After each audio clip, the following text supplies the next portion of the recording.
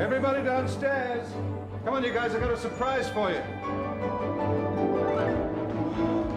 What is it, Daddy? Wait.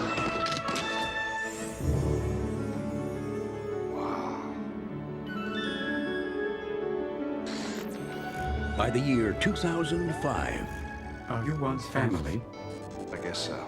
every home will have an NDR 114. Andrew, this is very good. Thank you, sir. I think it sucks. Sucks. Chickens do not have lips. He was designed to serve humans, Would you please open the window? One is glad to be of use. Now jump. No! Out the window. but there was something different about Andrew. Two cannibals were eating a clown. One turns to the other and says, "Does this taste funny to you? How do you make a hanky dance? Put a little boogie in it." What exactly is it doing? He shows a number of characteristics like creativity, curiosity, friendship. Good night, sweetheart. Good night, Andrew. It is a household appliance, and yet you act like it is a man. You're unique. I feel a responsibility to help you become whatever you're able to be. This Christmas, witness one robot's extraordinary 200-year journey He learns and grows all the time. to become This is an external physical upgrade only. an ordinary man. The secret to all this is imperfection. That's what makes us unique. I like the shape of your head. It's huge. This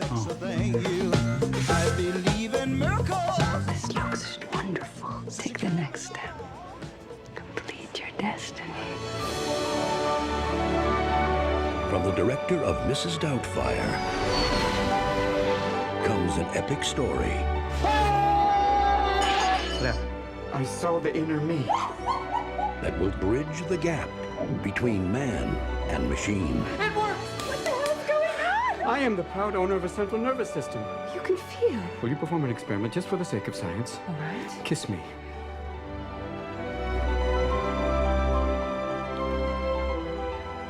It's everything they say it is. Bicentennial Man. Look what I'm doing here. I am trying to make something of myself. I am trying to fulfill my destiny. Does she notice? Could we talk about this another time?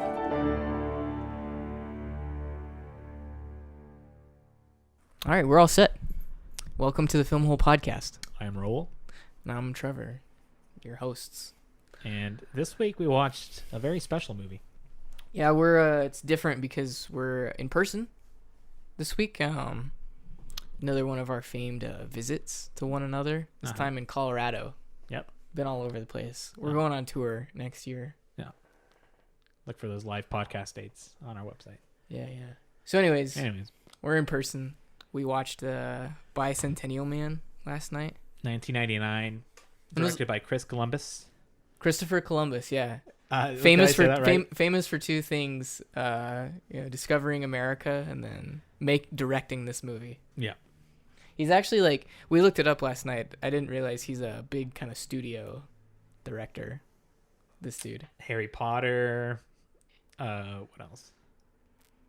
I don't know. Yeah, big movies. Big movies. He's like a guy who's directed a lot of things, but not a person you would recognize or feel like you've ever heard of. But you've seen his movies, so Yeah. that's some kind of thing. Kind of on par with AI. It actually just came out a few years before AI, and there's a lot of similarities. I think I told you I probably haven't seen this like literally since it came out. You said 99? Uh-huh. Yeah. You think you saw it when it came out? Did you see it in theaters or on TV? I or probably VHS? rented the VHS just because we talked about this, that the image of the VHS box is burned into my head for this movie. Is it the blue face with? It's the like a line? split face, like kind of Terminator-esque. It's got like Robin Williams' face on one side and then the android face on the other. So I probably rented it. Mm-hmm. You saw it in the theater? No, I don't think so. I think I saw it on TV. Okay, well, you want to just like try and break this movie down? Yeah. Short of us like getting something else to like jog our creativity.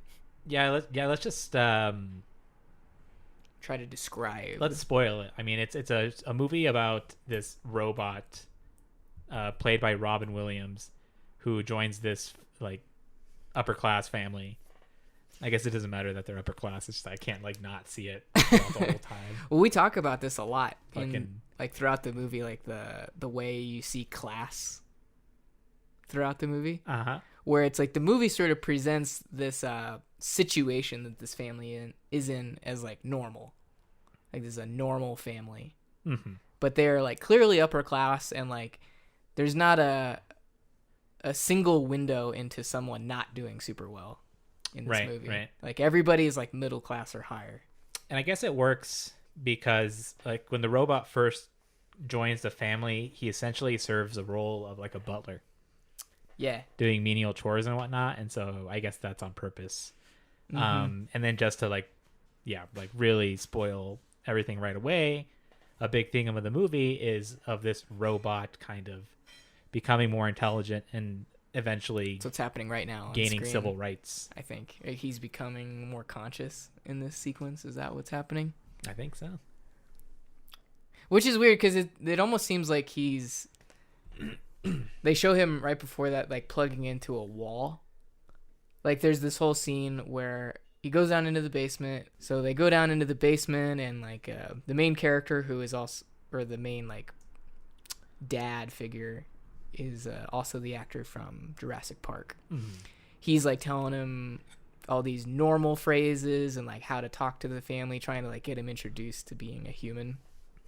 And in the basement, he leaves him down there to, I guess, just charge overnight. Or why wouldn't you let the robot like live upstairs?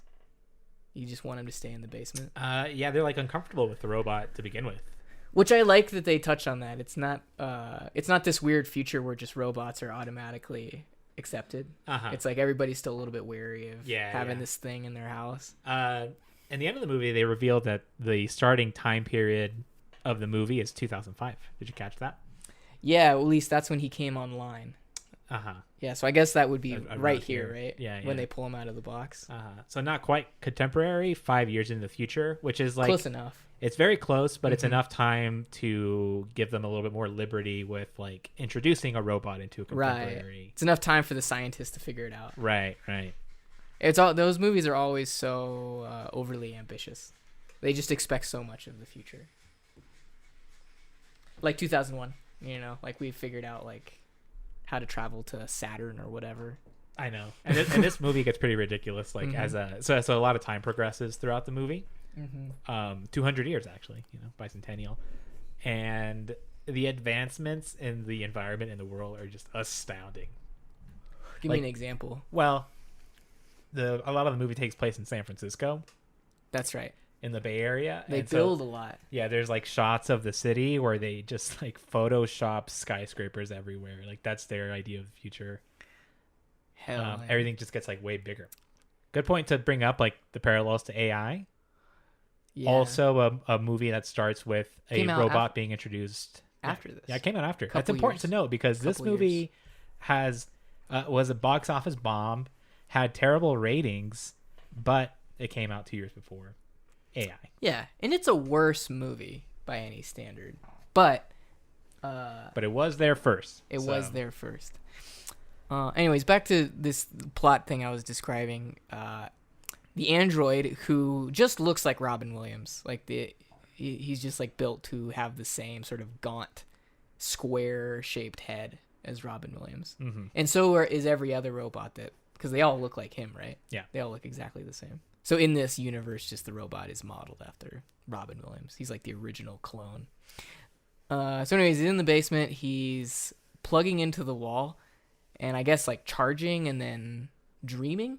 I guess would be all those like flashing lights that you see all over his body.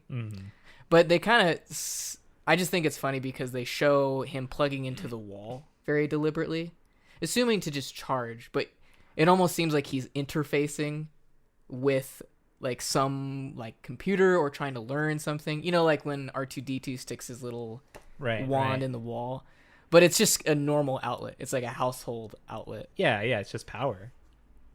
I'm just curious if like there's some version of that where it's like, oh, we'll just like show him plugging into a wall and like pretend it's like a USB port. No one will notice.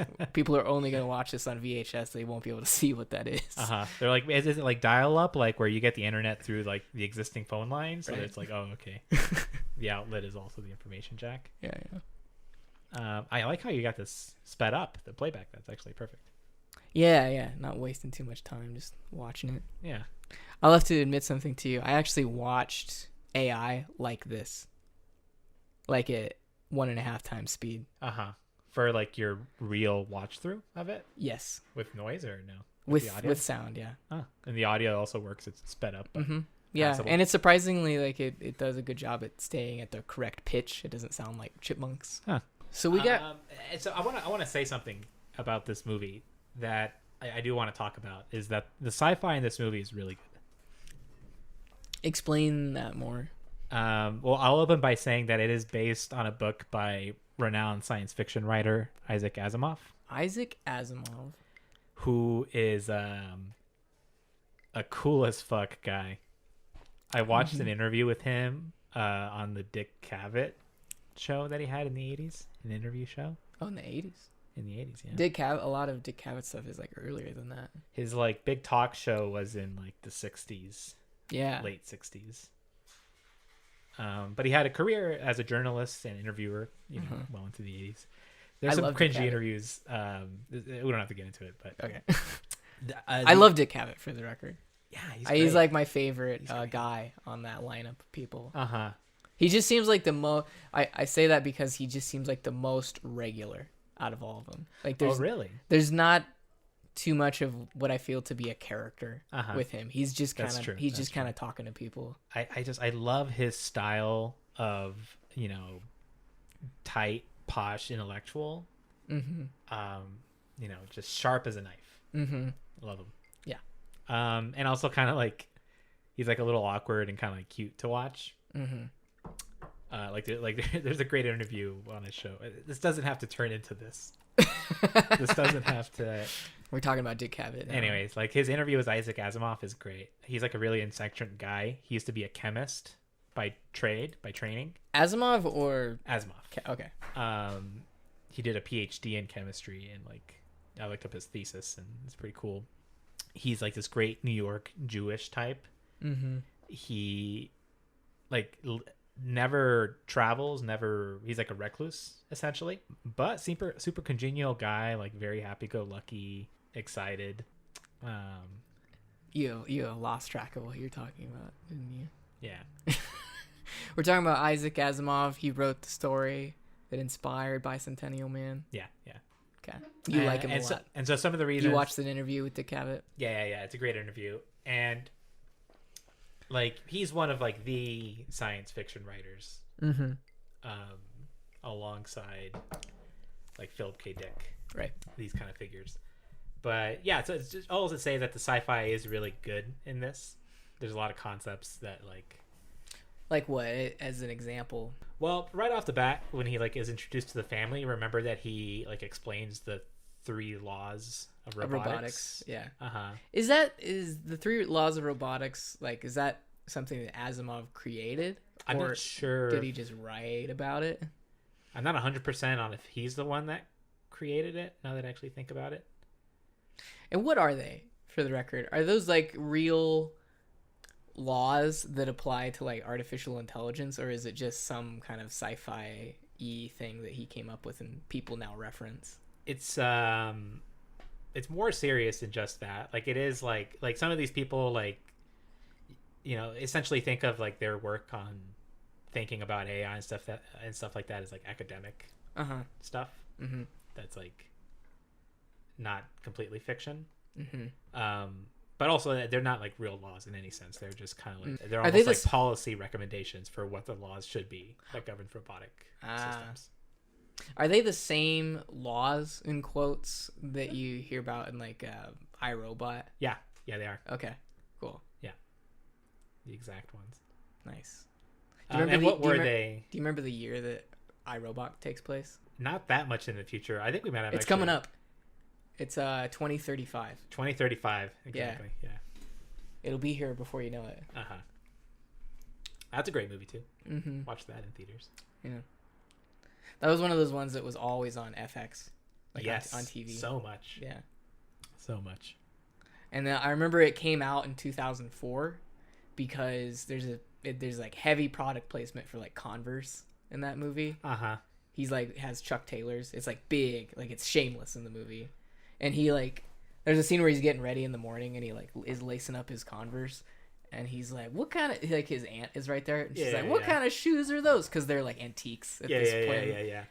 And he's like, "This is He says the full name. He says Converse High Tops Vintage 2004." That's right. He says like the full name and date. Catalog number H3U7X6. And that's how I always remember the movie came out in 2004. Uh-huh. Is that he says, "This is this year's Converse on my feet." You know, when I watched that, I still wasn't attuned to that concept of shameless ad placements, product placements in movies, as like a joke. So I didn't even recognize that was like a weird thing. Yeah. I thought it was like when I was a kid, same sort of deal. I thought it had something to do with building the character, right? Which is what they want me to think as a person who places products in a movie. I'm just supposed to believe like, oh yeah, obviously this dude's super cool. He would be into Converse, and they're just communicating to me that he's cool, and I'm just a little capitalist like baby when I'm listening to that. What it made me think is just that the concept that, you know, the stuff that's in your world now, this year's shoes and fashion and movies. Well, of course they're going to be retro in the future, and they're going to be that's part of it too, nostalgic to it, and so that's like kind of like what I thought about when I saw it. So I thought like, oh wow, what an effective thing in the movie, but no, it was like a shameless product placement. I didn't know it. Movies do that too with like period pieces, like where they'll show like legacy brands. Like Coca-Cola's like been around like 100 years or whatever. So if someone had like a Coke bottle in like a movie that took place in the 50s, like Coke would be like, yeah, this movie's great because we get to show off like, look how long Coke's been around, you know? Like they had it all the way back then. Legacy brand. Buy more Coke. So it works both ways. Yeah. It's weird that it doesn't happen as much nowadays, like with Mac computers, for example. Because of the way the law works, like you don't see that as often as like you maybe would.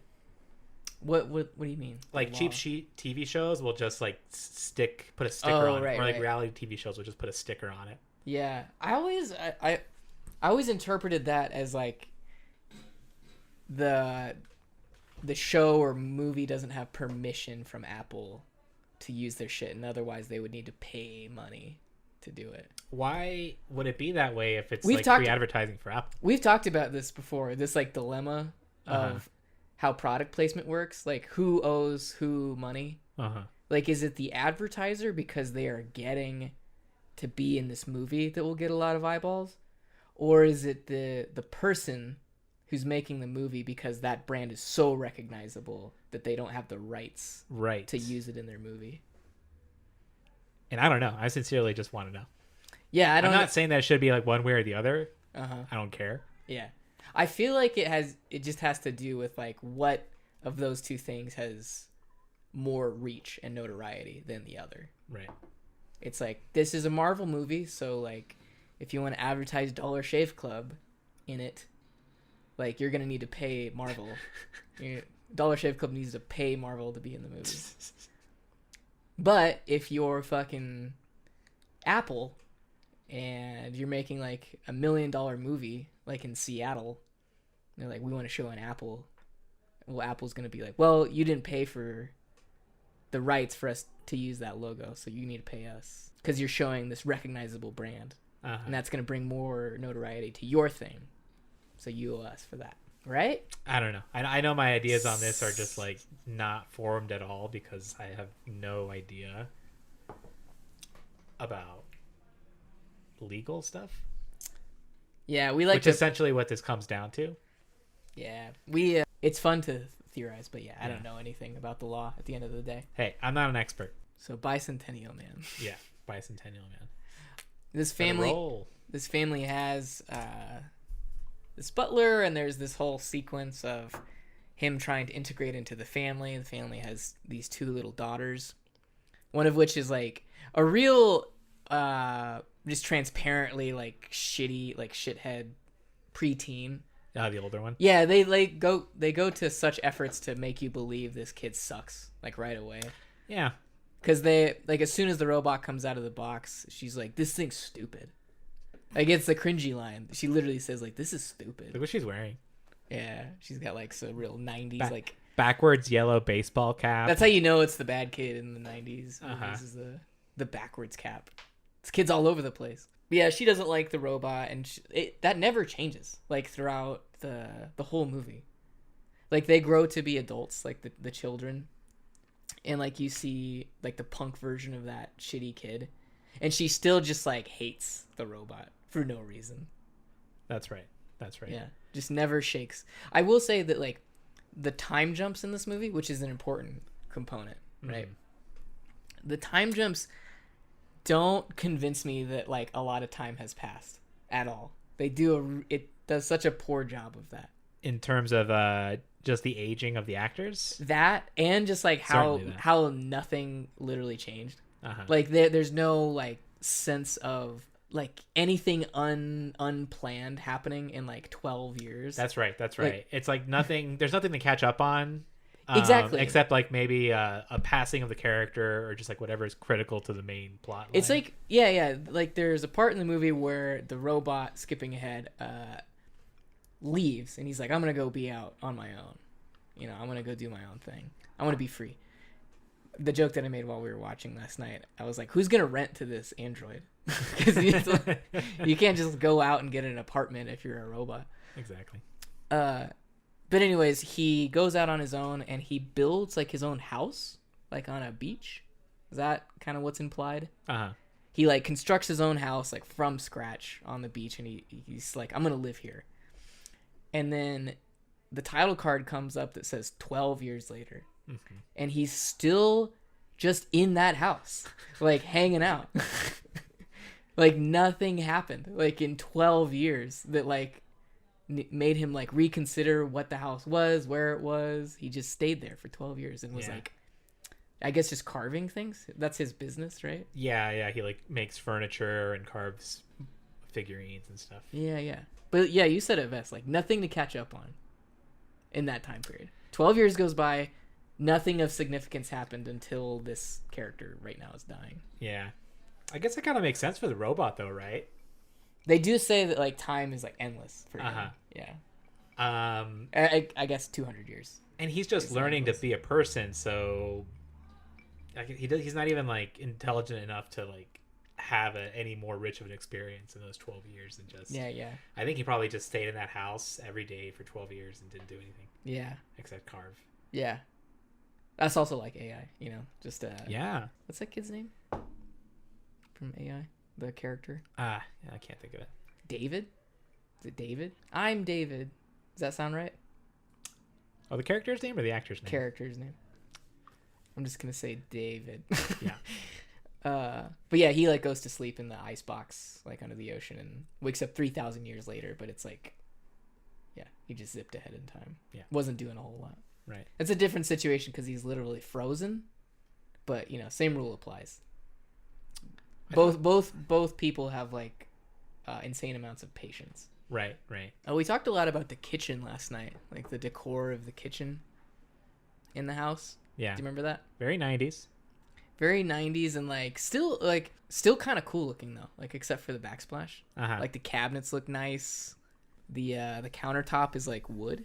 It's like a sealed, unfinished wood, which is like seemingly more of a modern thing. Look at these countertops, dude. They're great. And the cabinets. Yep. And like the hardware in the cabinets. It's exceptionally tasteful. They even have this like little drying thing with like this paper towel holder. Like all of this looks like not that dated at all.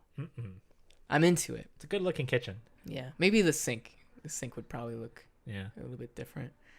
But yeah, I'm into it. We couldn't shut up about the kitchen, and that's how we know we're 30. I am in my terminal 20s. I will let you know.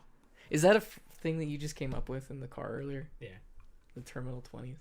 I like that a lot. I'm in the terminal stages of my 20s. It's fun. That's funny. Just because by that logic, like all of your age decades are terminal. They will all get to the end. Yeah, well, I mean, you die every decade and are reborn. I guess like a except for the last phoenix. one. The last one is not your terminal whatever. The whole decade is a terminal decade. If you die like in your 90s, those aren't your terminal 90s because you die let's say you die like 95. Like once you're dead, you're just 95, right? You stay 95. I mean, you die. Right, and so you're no longer aging. You don't stay anything. You're no longer aging. So your legacy is now 95. That's true. That's true. People But you can't don't say that you are 95 because there is nothing to have a property anymore. This is true. But we also metaphysically. we say that people were 95 when they died, Okay. Yeah. you know? But you wouldn't say that they were 95 if you're talking about a past person, like if you talk about your great grandpa. Uh-huh. They say, "Hey, how old was your great grandpa?" It's not a yes. Yeah, he was 93. Right. You have to tack on when they died. You have to Yeah. ask a specific question. Yeah, How yeah. old were they when they died? Yeah, cuz they are not an age right now. Well, what age is your great granddad? If you tell somebody, "Hey, how old is your grandpa?" You would say, "Actually, My like, grandpa he passed away my last grandpa year." is 150 years old. He just happens to be dead. Yeah, 150. He happened to die at age 57. This is great. He was very young. It was a different time back then. You live fast and die young. Literally. You said something like that in our last recording. You were like, it was a different time. He was like, yeah, like literally, it was just like a different time. Yeah. Different point in time. I like that term. Yeah. It was a different time back then. Yeah, I mean, obviously. We need to talk about this character on screen right now. Okay. You remember her name? Little Mrs. Is she have an actual name? I Or, think like, so. I'm sure she does. Did we learn it at any point? I don't know. Okay. I gotta be honest. I never learn any characters' names of stuff I'm watching. I'm pretty bad at that too. Yeah. Yeah. I actually kind of like this device where it's just like a nickname and that's all you hear. Mm-hmm. Like the name is not important in order to like get the exposition across. Mm-hmm. I'm not even sure if they said a name or not. Honestly, I can't. I don't even know if I can agree with you. 'Cause all I heard was Little Mrs. Yeah. for But I mean, sure. it works, you know? Yeah. It's just like, you know what we're talking about when we say Little Miss. Uh-huh. And that's good enough for me. And you don't know it, but like this, you don't know when you start watching the movie that it's gonna time jump so much. Yeah. But like this relationship is a long and storied one between generations. generational. Weirdly. Yeah. It's pretty crazy, but this is kind of when they first fall in love with each other, I guess. Is that fair to say? Or when it starts? I mean, I guess it's fair to say, but it's like gross, you know? Because like the robot is like a robot, first of all, who has the appearance of like a 35-year-old man who looks like Robin Williams. Right. And this little miss is like what? Like 6 years old in this? Like in this frame that we have up the first time that they meet. And so yeah, like you could probably say that this is when they started to fall in love, but like doesn't make it any less sick. Okay. And maybe that's a bad way to say that. Not when they fell in love, but this is like when they spiritually connected. That's fair. That's a much know. that's a much more like G-rated Yeah. way to look at this. Like the whole theme of this movie is about like Robin Williams finding his humanity, Right. coming at Or his humanity, finding or fighting? finding. Finding. But I mean, I guess also fighting for it too. Yeah. And so this is like probably like one of the earliest occurrences of that, you know, a person to person bond, Right. like being to form like a soulmate kind of relationship with somebody. Yeah, like he was able to express something with her that he couldn't express with any other person. Yeah. And somehow that unlocked his humanity or consciousness. Right. He becomes like emotional pretty quickly. And by that I mean just that like he's able to express love pretty fast. We didn't really get into it, but we were talking about him like plugging into the wall and like charging. And like that was him like waking up. The important like plot point with this robot is he's like one robot of an assembly line, right? Like they make these robots and ship them out to people. But he, for whatever reason, is the only one who like figures out that he's conscious. And My mic has not been very close to me this whole time. My mic just. You're also really not on camera anymore. Oh no. So what was I talking about? Fuck, I thought you knew.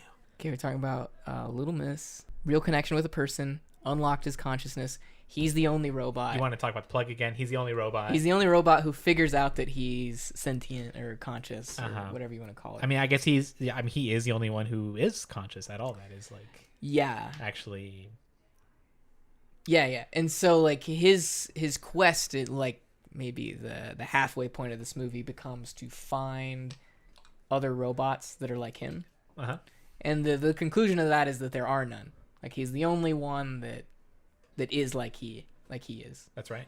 But I don't know if I ever got a satisfying reason for that. Like bringing it back to this little girl, like is it that he had this weird, like he fell in love or like had this connection with this girl and like that's what unlocked his ability to become conscious, since like that's the only thing that's different between him and the other robots. Yeah, I'm not is a sure either. relationship. Yeah, I don't know.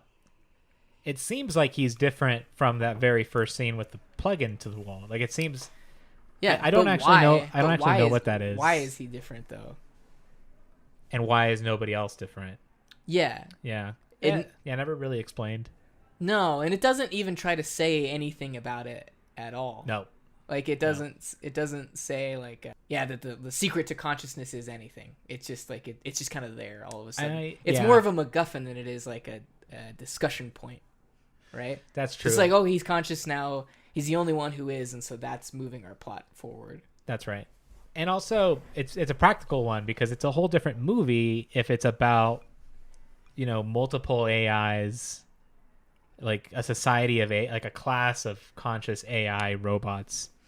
That's a different movie. That's an iRobot movie. This is like a much more like a meditation on a single robot man and his humanity. It's like more personal in that way. Mm-hmm. Yeah. So I didn't think they wanted to go there. It seems like, but yeah, not explained. And he fails in his quest to find anybody else. He starts wearing clothes. It's great. Stacy was really bullying him about the clothes. She was very metal face in our viewing last night. Remember that? Metal face? Yeah, I remember that term. Metal face is the the term I came up with to describe robot racism. I don't even want to tell. Dude, she went into the kitchen, got some aluminum foil, and did things that I found regrettable. I found them regrettable. That's great. So yeah, whatever about his consciousness. But yeah, we meet Little Miss. What else happens after this? I'm sure it's just like a montage of him being in their family and connecting. Yeah. Pretty sappy stuff. Yeah. Like a pretty cute child actor. No doubt the casting agent wasn't like that was the one objective. They're like, find the cutest girl. Yeah. Who can like it doesn't matter if she can like even deliver lines very well. Yeah. This is where the carving thing gets started. Yeah, so which is it's a big part of the movie. Yeah, it's this thing where I guess in this scene in particular, he's asking him about this carved wooden horse that Andrew is the name of the android. And I think that's Andrew really, Android. I think that's really. I think the reason they call him Andrew is because someone said like android wrong in the beginning. I think that's where the name. Oh, that's fun. Anyways, he creates this like carved wooden horse for Little Miss, and the dad is asking him like, "Where did you figure this out? Like, what kind of schematic did you download to like get this horse, or what did you think of?" And he says something to the degree of like, "Oh, I just like picked it up and I made the most like optimal shape for Little Miss." Yeah. I thought that was a really great line. Yeah. Because like on one hand, like it's showing the budding signs of a real creative intelligence, but also the way that he described it made it seem like almost mechanical and like not a big deal. Right. Yeah. Not a big deal. Not a big deal is a great yeah. way to put it. Yeah. I had a constrained optimization problem, and I found the best way to make the shape to make and the girl the happy. The solution to that problem was a carved, perfect, like beautiful piece of art. Yeah. Which is also the same. It's like the glass piece that he broke earlier, which really upset the missus.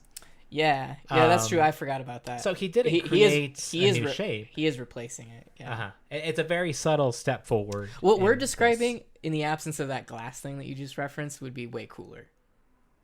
I think if it was like an original, like he wouldn't even know what a horse or that shape is. Exactly. But he does. Well, look at this scene. Oh yeah, he's got some giraffes and hippos. Yeah. He very quickly gets to the level of like legitimate creativity because he's like making all this furniture. He's not copying it. Right. Yeah. Original thought. Right. Is present in him for some reason. So creativity, like a lot of like the philosophy in this movie that I really like philosophy and sci-fi that I think it does well. Like the idea of just like what makes a human, what defines our humanity is something that the movie grapples with because that's what the robot's going through. Yeah, there's literally like a couple scenes in a court that's like trying to determine if he gets rights as a thing. Right. Yeah, a little on the nose for me, but still interesting. Yeah. I mean, it's very explicit. And this is kind of a precursor to that, the whole him being creative thing, because he turns it into a business. He makes furniture and sells it. Does really well, supposedly. Well, don't they imply later in the movie that he like that's the reason the family is doing super well, is because he's like so good at this furniture making thing that it's making them like millions of dollars. I'm not sure about that, but only up to a certain point. Because remember, eventually when he gets his freedom, on that point afterwards, wait, actually no, he keeps all his money.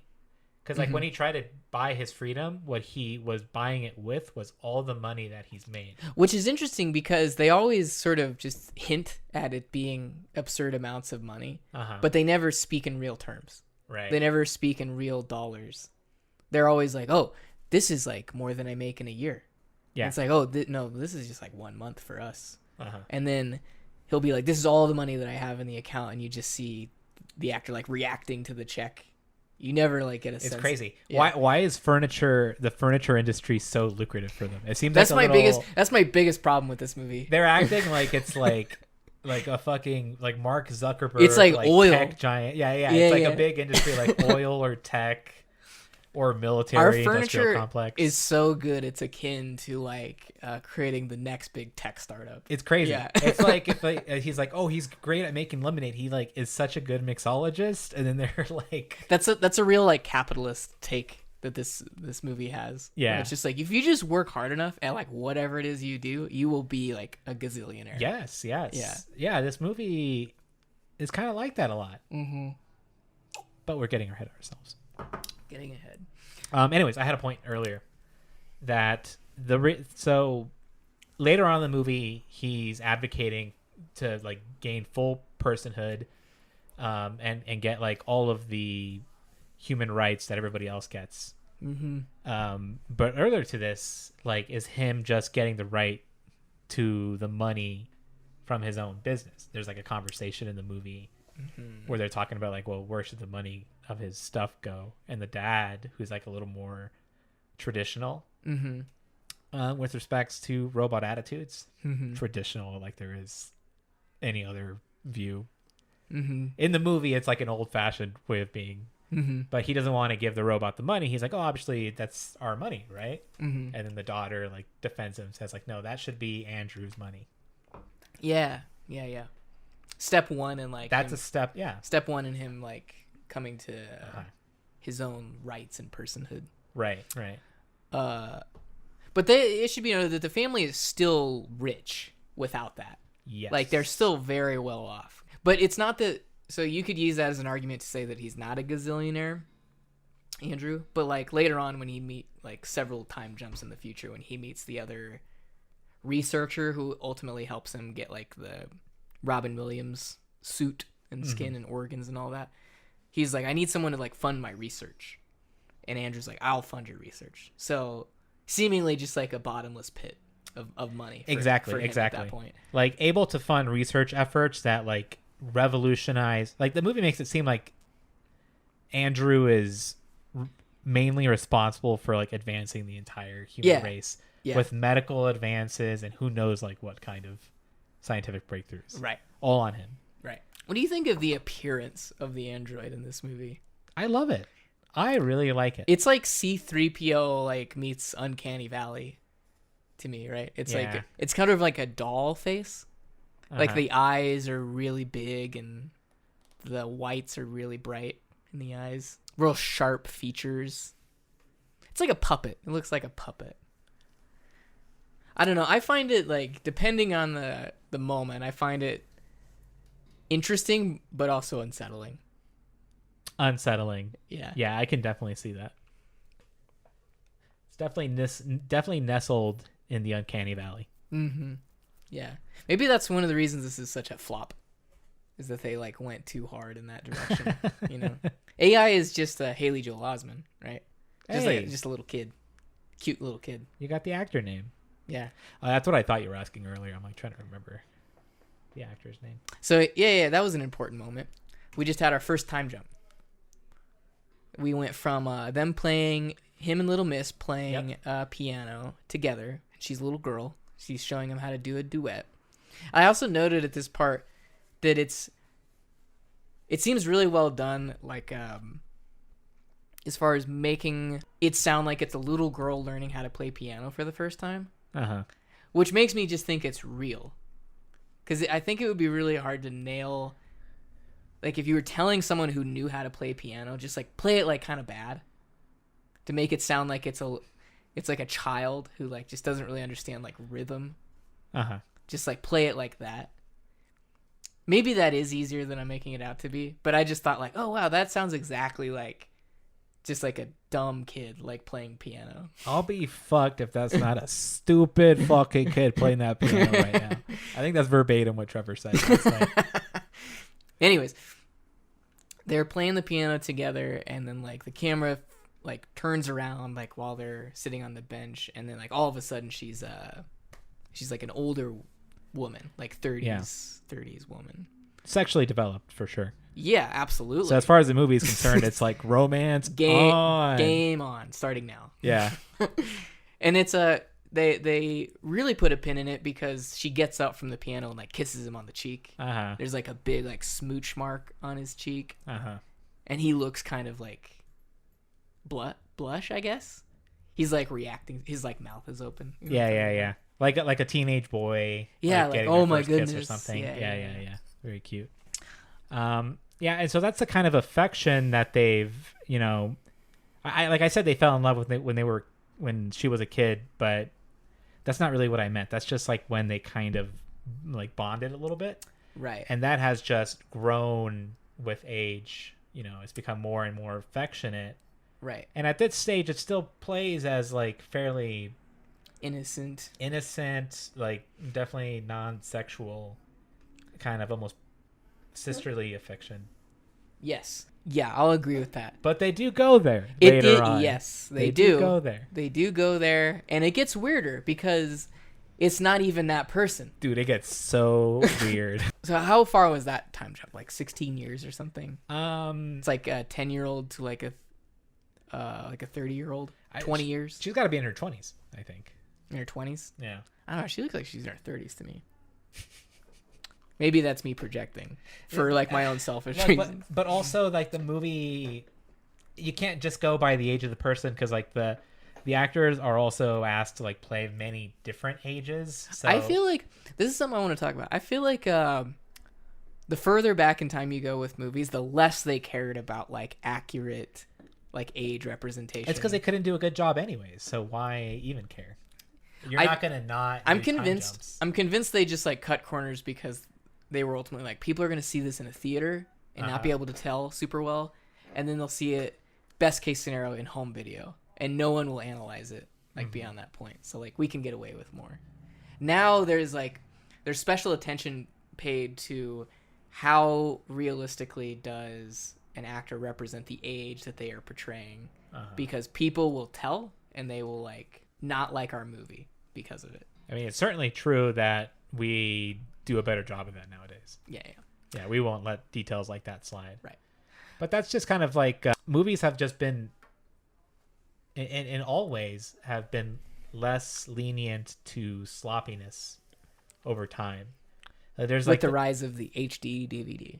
Mm-hmm. Right. Because we have time and pixels to pick apart. but everything, like even like the level of acting, like needs to be at a certain threshold. That's true. It's just a high bar overall. Yeah. Yeah.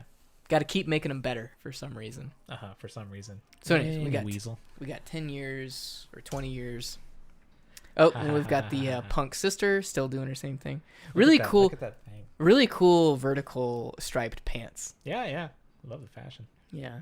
It does feel like this scene is interesting, like the scenes outside the house, cuz it feels like a similar level of sci-fi that AI is. Which makes sense cuz the movies are like that close when they came out. But it feels like it's the exact same technology exists in both movies. You know what I mean? At this point? Mhm. Yeah, the cars Next thing. look similarly futuristic. Yeah. So if this is 20 years, But at the same time, like their kitchen, like even at this point, is still pretty 90s, while everything in AI has crossed over into the chrome finish right? that we all know and love. Yeah. I do like it. Almost adds a level of realism to this movie. The fact that their kitchen remains unchanged for so long. So like that's what you would do, right? Yes. You would have a kitchen that was the same way for about 20 years before you did anything with it. Yeah, basically like houses and interiors are always lag, like just stylistically by like 20, 30 years. Yeah, unless you're rich. Unless you're you rich. imagine like being so rich that you just are able to keep up with that like in real time. You're like, oh man, like Ivory Kitchens is in now. I'm just gonna redo my kitchen because that's what's in style this year. You know, that's absurd. Hey, high risk, high reward, dude. The next year Ivory's out. Right. What do you do? What do you make of this guy? The boyfriend kind of looks like Ben Stiller to me. Okay, I was gonna say BJ Novak. Okay, Little yeah. like meteor BJ Novak. Yeah. I get both of those. What happens to her? What happens to the wife? I feel like after a while she's just not there. Yeah, I think she just kind of fades away because she's. What do you mean by that? Because she's there when the main character dies. Not the main character, the dad or whatever. Okay. When he dies, the mom is there. She's old, but she's just hanging out. And I don't think we ever see her after that. I think the movie just kind of skips over her. Like at one wedding later on in the movie, it's like just the dad and the wife's never there. Did she pass on? Did they break up? Well, the dad dies first. Maybe they did break up. Yeah. Or are they sitting in like? Are they sitting in like separate pews or something? At a wedding? Know. And the thing was, like, at that point in the movie, I like kind of keep forgetting everybody's faces. Yeah. It's all a bunch of pretty regular looking like white people. Yeah. But also like the two actresses that play the older and younger version of one set of people are literally the same actress. It gets confusing. Yeah. Which actually, like, they do on purpose, like when Robin Williams comes back and he thinks that the granddaughter that's played by the same actress is the old one. Right. He's like confused. Oh, he's all thumbs. Yeah, so like the original Little Miss, we'll say that, OG Little Miss, you know, she grows into adulthood, their relationship continues to evolve, her and Andrews. And then I believe sometime after this is when he decides he wants to be free. He's gonna go out and do his own thing. And he does that for so long that Little Miss like ages into her like 70s or something. And by that time, Little Miss has been married, had a child, and a grandchild. Mm-hmm. Like all of that happens like in a time jump. Yeah. To where he comes back to the family home or whatever, and he meets the granddaughter of Little Miss, who is, you know, in her 20s or 30s, whatever the age of the like sexually matured Little Miss portion of the movie is. So it's the same actress, like probably like a 31-year-old actress. And he confuses her for the original Little Miss. He meets the granddaughter. He doesn't have a concept of time, so he thinks that's just Little Miss. And then he meets the actual original one, who is in her 70s and is like really confused by the whole situation. Mm-hmm. And the reason that this is weird because he's like 'Cause what? now he's just like attracted to the granddaughter Yeah, because yeah, because yeah, he yeah. he thinks it's the same person. Yeah. I think it makes him really come off like a weird hound dog. Yes. Like he's like at a level of horniness and like forwardness that's astounding for a robot. Yes. For emotionally immature robot. Well, actually, maybe it doesn't. Maybe it's not that off. It is interesting though because in this movie they equate the whole like sexual forwardness to like just being in love.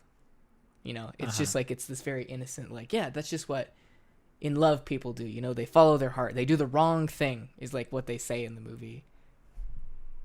They're just so in love that they act like stupid a lot of the time. Yeah, did they say that? Yeah, that's one of the lines towards the end where they're like, you know, the essence of being human is like having a heart and like sometimes doing the wrong thing, I think is the line. Exactly. This is great. It's just like a little laminated piece of paper that comes out of there. Fix. Okay, so we got a wedding. Got a wedding scene here. This is the original Little Miss getting married. Here we go. Different pews. He's standing in front, she's standing behind. So separated. Possibly. Yeah. We're looking at a frame right now of the wedding that we were just talking about a moment ago, and it's a real subtle detail. I mean, I don't know if I'm supposed to interpret anything from that or if it's just the way they blocked the shot, but then the daughter's like in another pew. What the hell's going on here? maybe The family's like not speaking to each other right now. maybe I should know this as someone who's been to a lot of weddings, but maybe they're just lined up that way so they all have an equal view of the bride. The main people Right. on the edges. Yeah. Yeah, that could be. The prime real estate is on the edge, so you can see him walk down the aisle. Maybe That's true. Okay. Maybe that's it. I don't know. That's just a theory. I think that vest A is terrible. film theory. Film hole theory. You ever watch that show on YouTube? The Film Theory, or like Game Theory was another one. Never have. They're not good. They're not good YouTube channels. Oh, this is important. So the robot has acquired for himself using the funds from his entrepreneurial pursuits to buy himself a new face. Not Robin Williams like face, because that comes later in the movie. Just a more articulate robot face with lips that kind of like move more close to human. Yeah. He wants to be able to express himself better, which is a Right. foreshadowing because he only continues down that trend. Yeah. And it's interesting. Philosophy minute.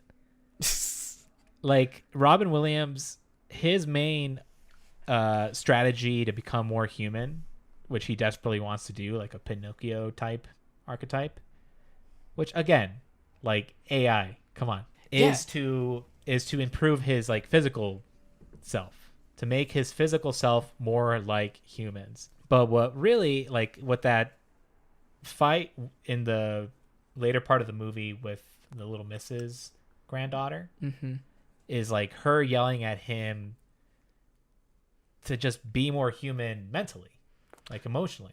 Right. And so it's interesting that it's like, it's a little misguided Robin Williams path. This whole time that he's trying to like improve himself and become more human, he's kind of like only moving tangentially, like sideways movements. Right. Yeah. This hat, dude. Both hats, really, in this scene. Look at the swimsuit. Yeah, it looks like a fucking like painter jumpsuit. He's wearing a watch. They probably have waterproof watches by now. They've always had waterproof watches. Oh, okay. All right, what the fuck are we talking about? Philosophy minute. Continuing down this trend of like making himself look like a human, while David from AI is just trying to seem human, like emotionally or intellectually. He's trying to like be more of a lovable human, and like Robin Williams or Andrew is trying to like physically be a human. That's actually, I'm glad you brought up AI. In my opinion, actually, the AI kid doesn't understand how to be more human. Right. At all. I agree. Yes. So he's just like throwing this Hail Mary pass on like essentially magic, right? Like this delusional quest to find a magical being that can just turn him into a human.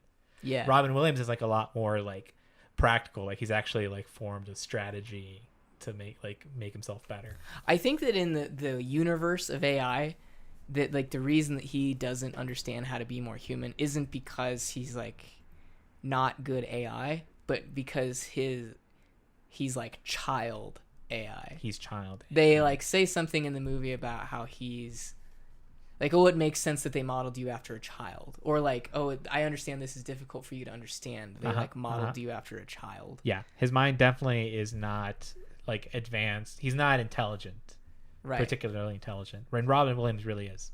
Right. Yeah. But also, it's not easy to figure out how to become more human. Even for humans. Even as a human. So it's also not surprising that it was like hard for that kid. Yeah. Like, Jelly Hole Almond? Jelly Hole Almond. Exactly. Really quick, I just want to call out this hat in this beach scene of Bicentennial Man. The actress, the older version of Little Miss, has the other hat, yeah. has just the craziest like sun beach hat you've ever seen. It looks like a king cobra like hood. The back of it extends really far back. It like touches her It's like a shoulders. Yeah, it's like a garden hat as a mullet. You know, business garden in the front and like party sombrero in the back. And I really like it. I appreciate that they're doing stuff like this, that they keep updating subtle stuff like fashion. Yes. Yeah. And they do a lot less subtle stuff too as they advance, but like I like to see this. And Andrew notably starts wearing clothes now. Oh, wow. It's at this point in the movie that he like really starts seeming like a thoughtful person. Yeah, and they sort of like he's getting way more convincing.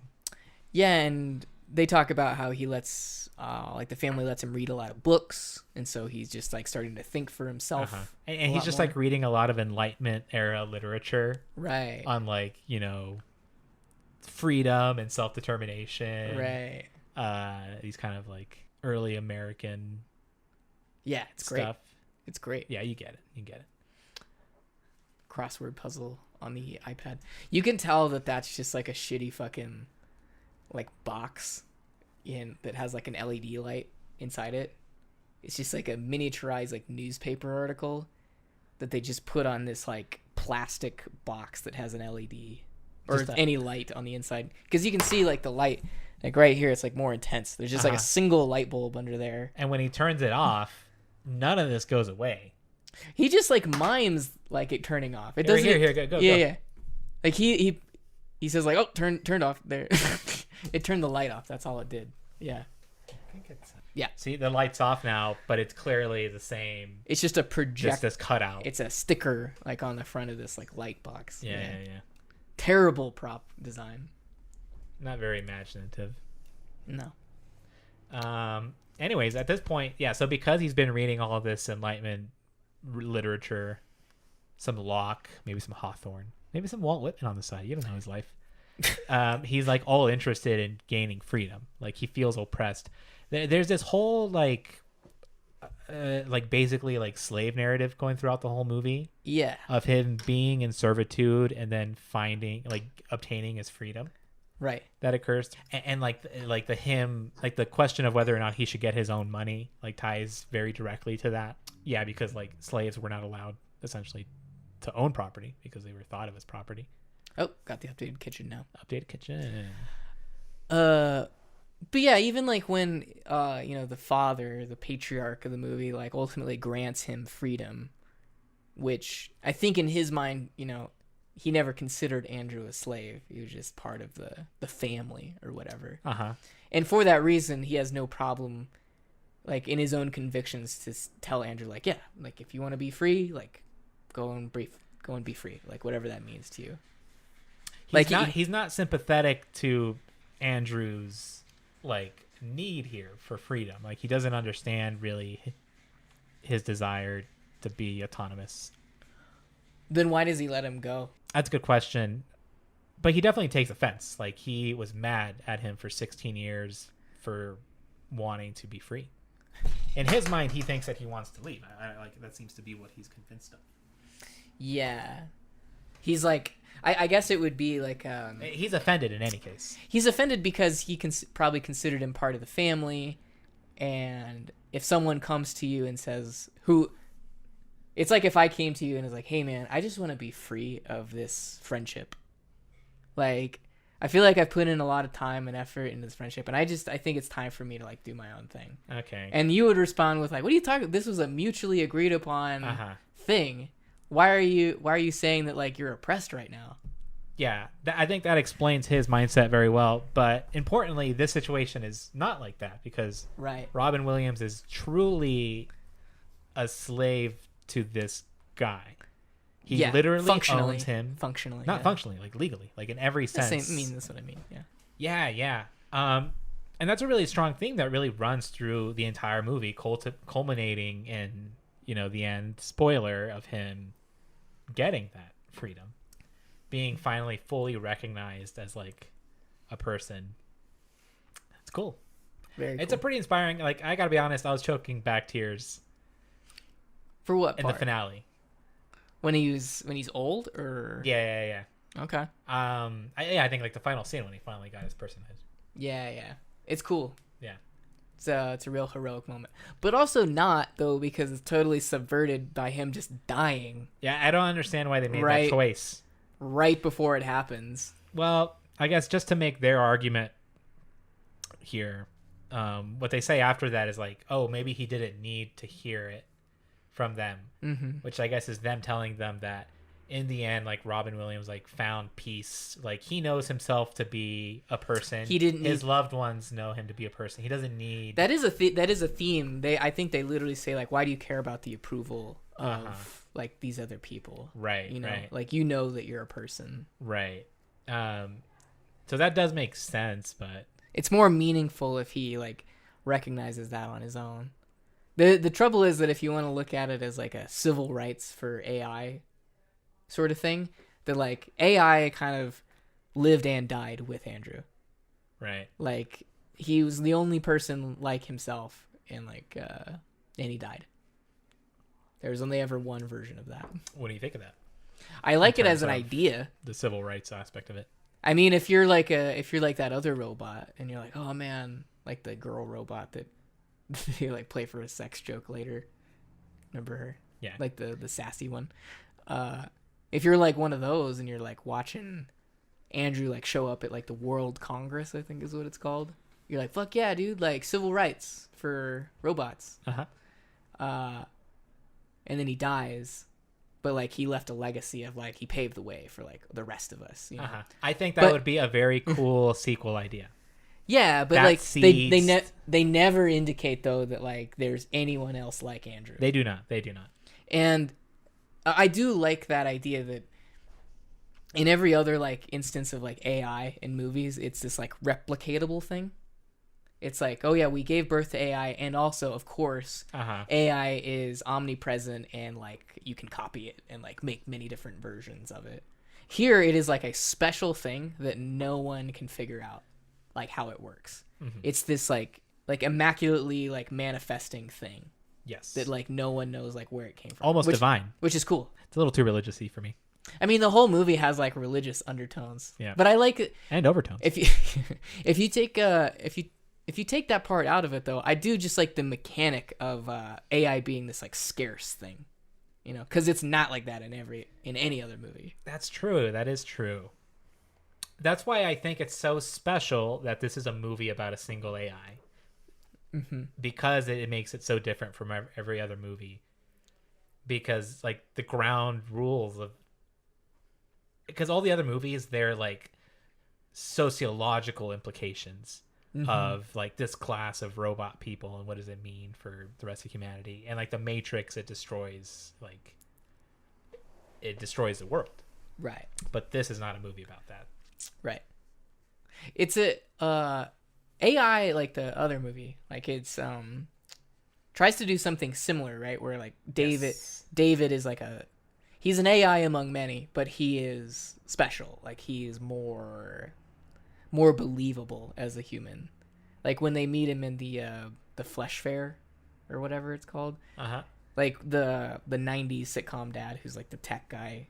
He's like, that's impossible. Like there's no way that you're like a real or like that you're a robot because Yeah, you yeah. like look too real or you act too real or something. Uh-huh.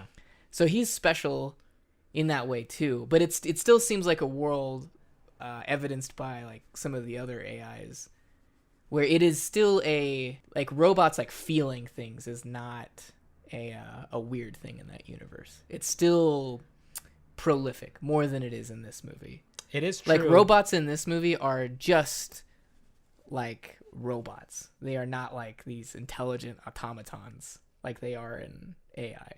They're like literally a robot vacuum, and then there's Andrew who's like fully conscious. That is true.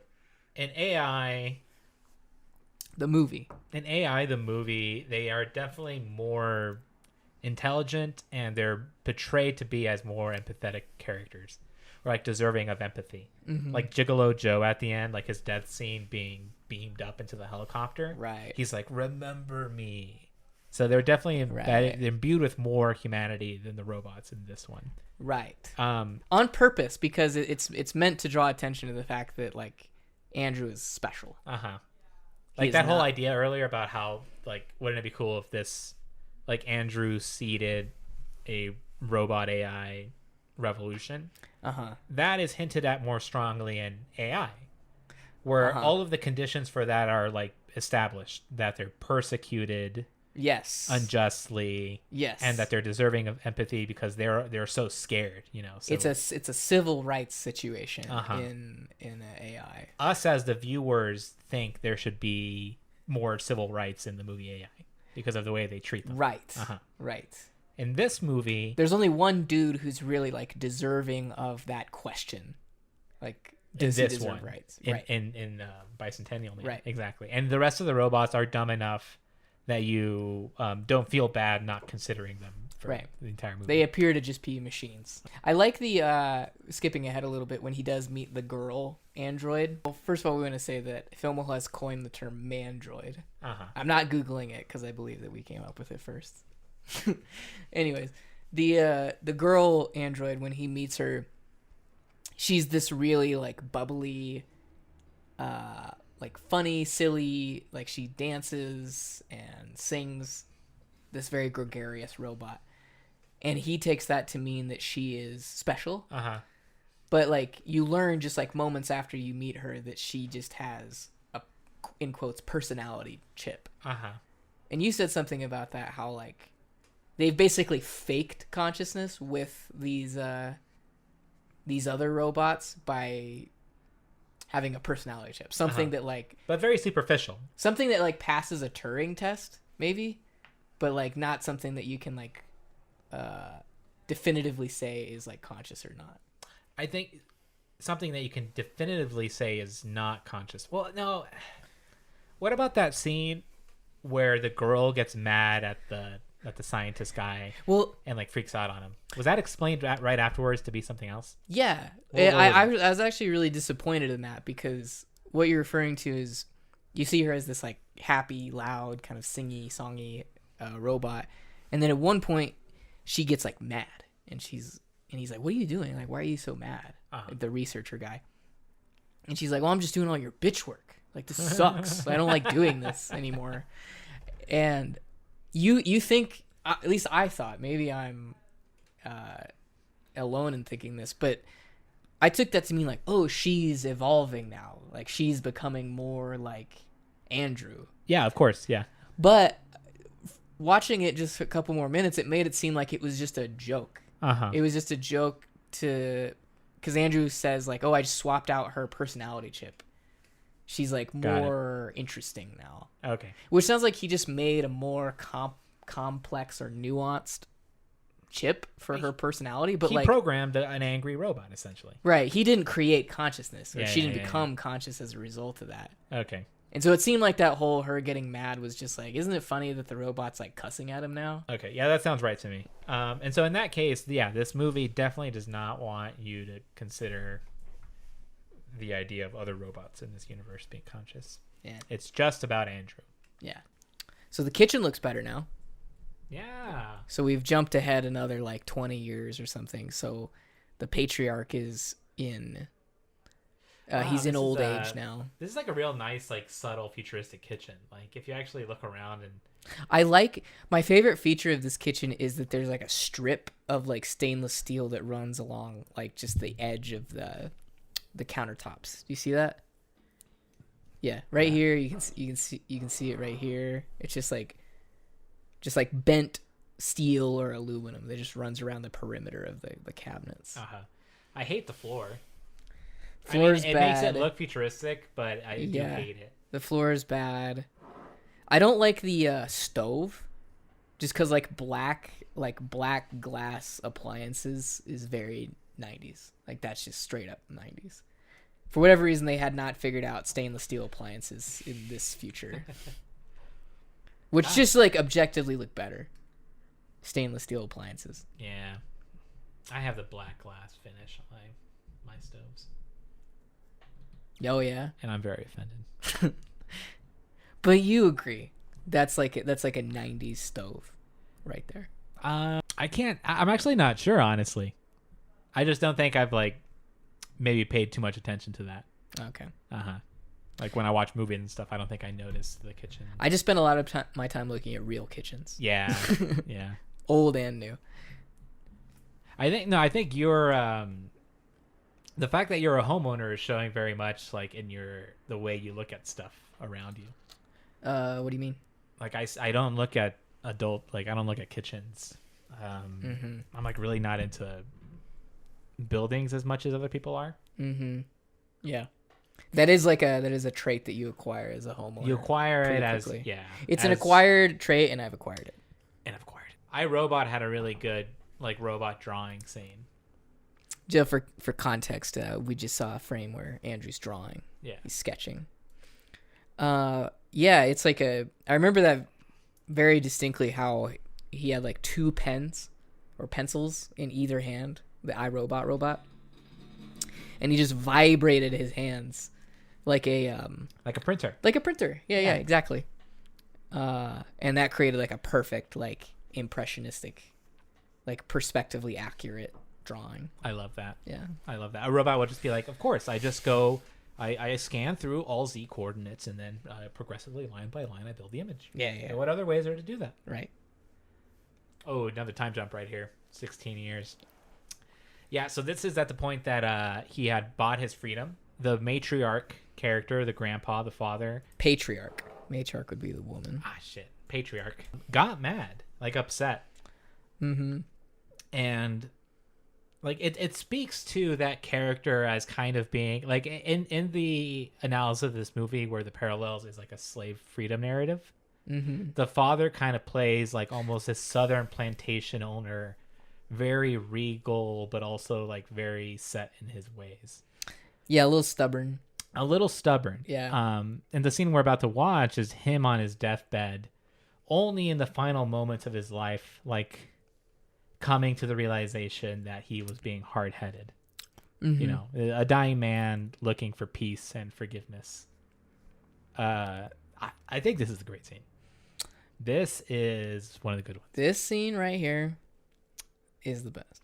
And Robin Williams, like, just his response, like he's been chilling at his beachside house for 16 years, with seemingly like no contact with the family, maybe with the daughter and stuff, I assume. But like formally, he's like an estranged sibling who is no longer talking with the family unit. This is the most egregious nothing has changed time jump for me. Yeah, is this one right here. Because he sets up the house. You see a shot of him in the house. And then you see a title card that says 16 years later, and he's still in the house. But here's the doing the same shit. Here's the payback that really wins it over for me. This scene is that when the old man is dying and the daughter, little Mrs., comes to get him, to tell him that's what we're seeing right now. Yeah, right? yeah. That his father has called for him. He says, it's time. So this motherfucker has been waiting for like 16 years. Just for him to die. Waiting. Yeah.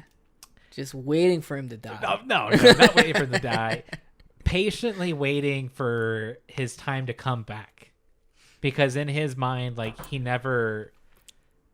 hasn't been able to fully separate himself from that family.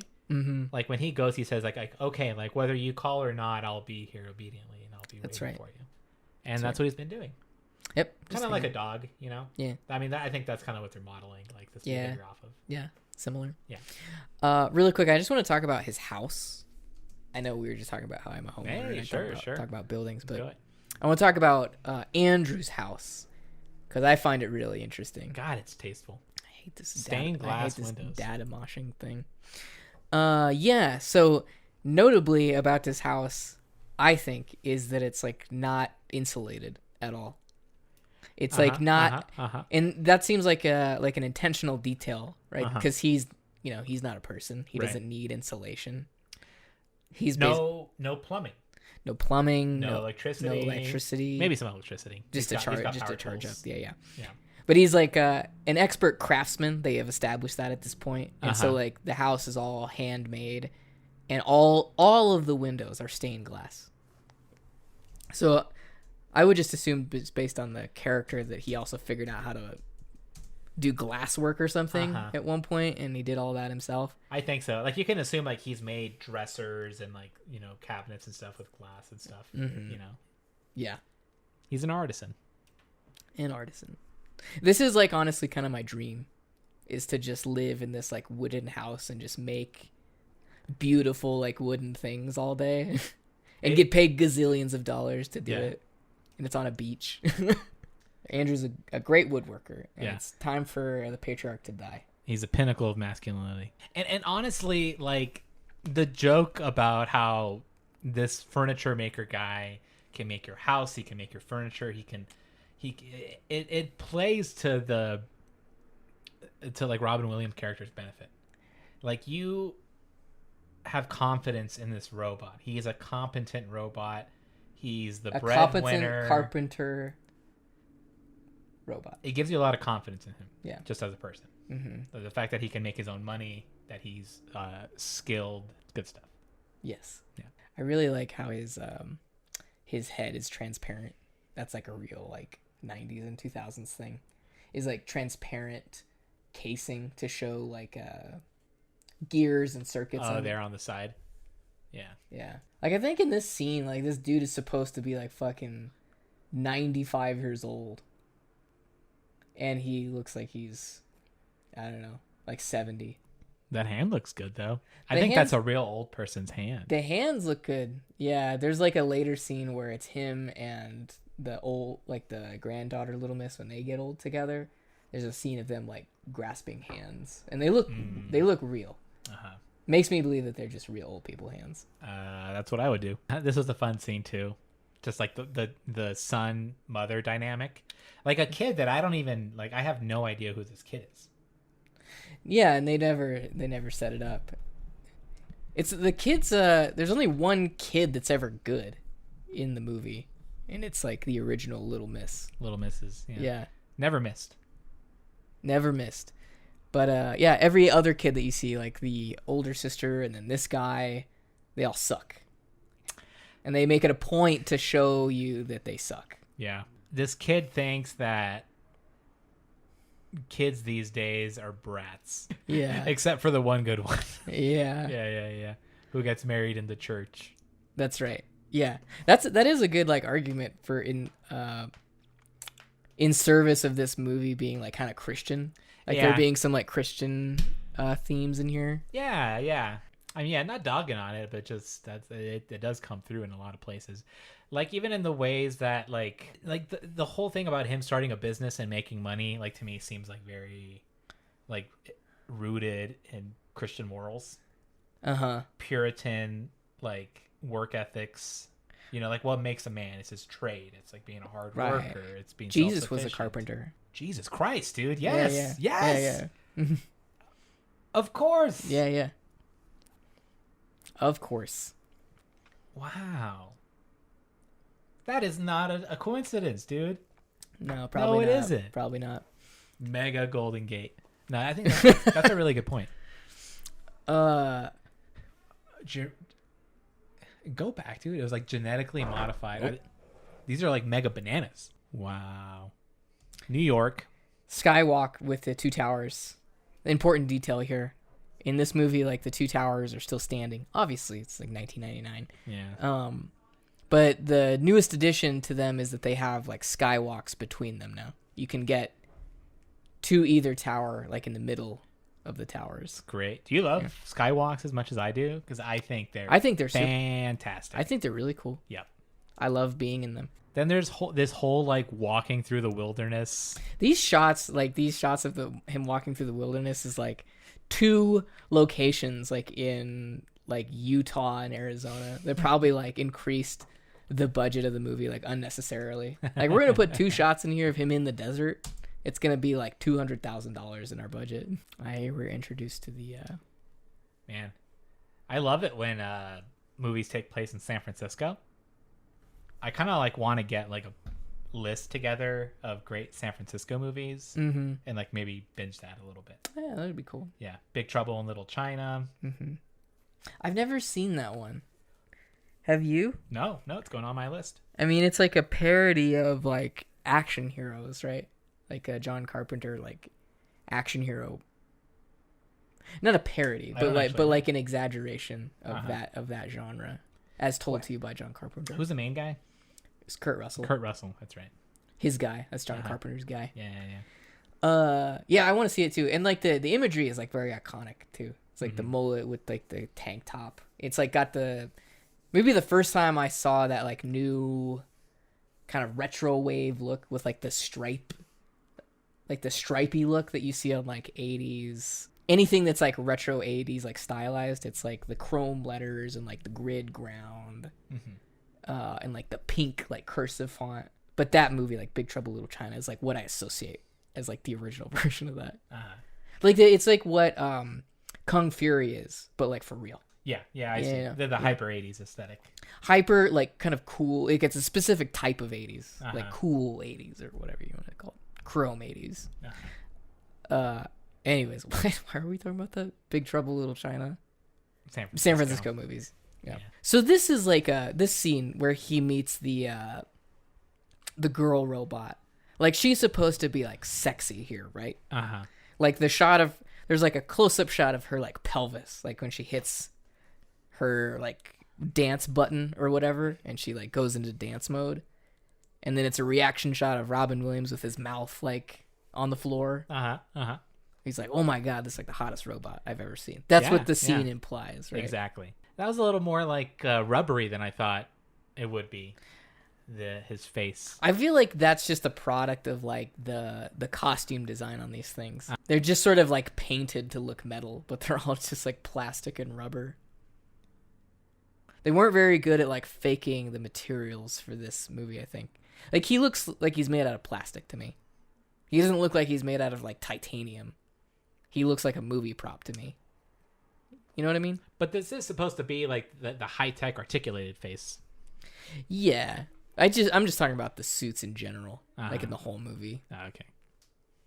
They don't look particularly like androidy to me. I'd love to see a behind the scenes of this movie, just as far as whatever makeup or props. I assume that the face. I fucking hated this scene right here. Let's dig into it. Tell me why. Tell me what the scene is and why. So he's just met this like dancing erotic female robot, and like right off the bat there's this like tense they're like face to face with one another, and they're just getting like progressively closer. It's like kind of like overt like sexual energy. Yeah. Overt is an understatement. And you don't like it because it's just like too fast and not earned. Yes. But I think the whole movie is unearned. Like when it comes to like the way that it's talking about like love and attraction and all that jazz. It doesn't do any of the work. No one does any of the work. No. And like especially the fact that like the original little missus that he falls in love with dies and then ends up with his granddaughter. Like he just transfers the affection from one to the other. Yeah. And that's not very human. No. I mean, the movie kind of plays it. They say something about fucking genetics. Did you catch that? Like the grandma says the reason that the granddaughter looks like me is because she has like these genetic traits of mine that sometimes skip a generation. Yeah. And so that almost implies like, oh, she's like the same person as me, you know? Like, it's cool you missed out on me, but like, here's my clone, essentially. She's got all the same stuff that I do. Yeah. She's good to go. They do some service to, like, at first the granddaughter doesn't like him, and they do have a progression of her coming to like him and then fall in love with him. Mm-hmm. But still, like, what he's doing is just transferring his love from one to the other. Yeah. In this very, like, unhealthy way. Yeah. Very. You want to talk about unearned? Almost like a rich bachelor who just like a Leonardo DiCaprio that just continuously goes from young girlfriend to young girlfriend. Yes. That's what it feels like. Yes, agreed. Very shallow. That's better evidence for him not getting it at all. He is not really like this real thoughtful, wise, conscious, new type of life. Yeah. He's just some schmuck. I thought that could be done better, but yeah. Yeah. And we meet the son, if I recall correctly. This is the son of the guy who plays Fuchs, like the guy who owns the robotics company. Is that so? Who like keeps asking to disassemble Andrew. I'm pretty sure that that's what it is. And that company like went under, or like, you know, stopped. That's why there are all these like robot carcasses in his workshop. He's like, that company went under, and he started up this like repair shop. This just like kind of locally owned like small repair shop for robots. And that's what he runs now. Like, the family's really come down in society. Because like they never got to disassemble Andrew and like crack the code or whatever. Wow. Yeah, I think I missed a lot of that. I think that's what's going on. That makes sense, because he does. I mean, they're very clearly, like, I didn't know. I was out of the loop in this scene where he's describing who his father was. Like, I couldn't remember who in the movie they were talking about, but yeah, it's definitely Fuchs. I think so, yeah. Oh, that's really cool. And this is where we learn about like, oh, this guy's like working on these like bio-cybernetic things, right? Like, looks like real human tissue, or maybe it is real human. I don't know. But making like anatomically correct like android parts, very kind of graphic, like Inspector Gadget level graphic. Yeah, where you're seeing like dismembered feet, and we're looking at like just some gums with teeth not attached to your face. The shot we're looking at right now is gruesome. Yeah, it got wires and electrodes and shit coming out of it. I really like dismembered arms and legs. Gosh, yeah. I really like the fact that like he's Fuchs' son. Because it plays to this progression of Robin Williams from like beginning to end, where at beginning, like, he's not self-sufficient, he's not free, he's a slave, and at the end he becomes a free man. He has dignity, he's intelligent, you know, he's like a pinnacle of humanity. So it's cool that, like, you know, in the beginning this guy's dad was very antagonistic towards him. Yeah. And then with enough time passed, like, this guy is fully helping him, fully being like supported by him. Yeah. Like, this guy, his progression is top notch. The robots. Okay. Yeah. Yeah. Like, by the end, like, he is like a god. He's like a Dr. Manhattan type person to the world. Similar. Yeah. Yeah. And then he purposely makes himself not that. Which is great. How poetic is that? Yeah. I guess just to explain it is that these two link up. They start developing this kind of bio-cybernetic series of products, if you want to call it that, which essentially allows Andrew to slowly but surely like augment himself into like a real, or pretty close to real, biological human. Pretty close to real. He gets organs. He gets organs. He gets skin, all artificial, but like, you know, good enough. He gains a central nervous system, Gains which the was a nervous whole system. stage in the movie. Like, first looking like a human, and then actually like Feeling like a human. tasting, eating, actually digesting food. Yeah. To power himself. Right. He makes, like, he literally, it's Odysseus' ship. This is another great like philosophy sci-fi inclusion in the movie. Is that he's a representation of Odysseus' ship, which is that philosophy thought experiment of, you know, you start with somebody's ship and you replace a part one by one. Right. At what point is it a different thing? And he gets like literally as close to a human as you can with his series of transformations to really bring that into question. And it culminates with him,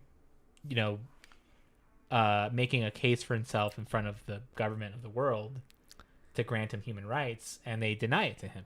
Right. At first. Yeah. They basically say...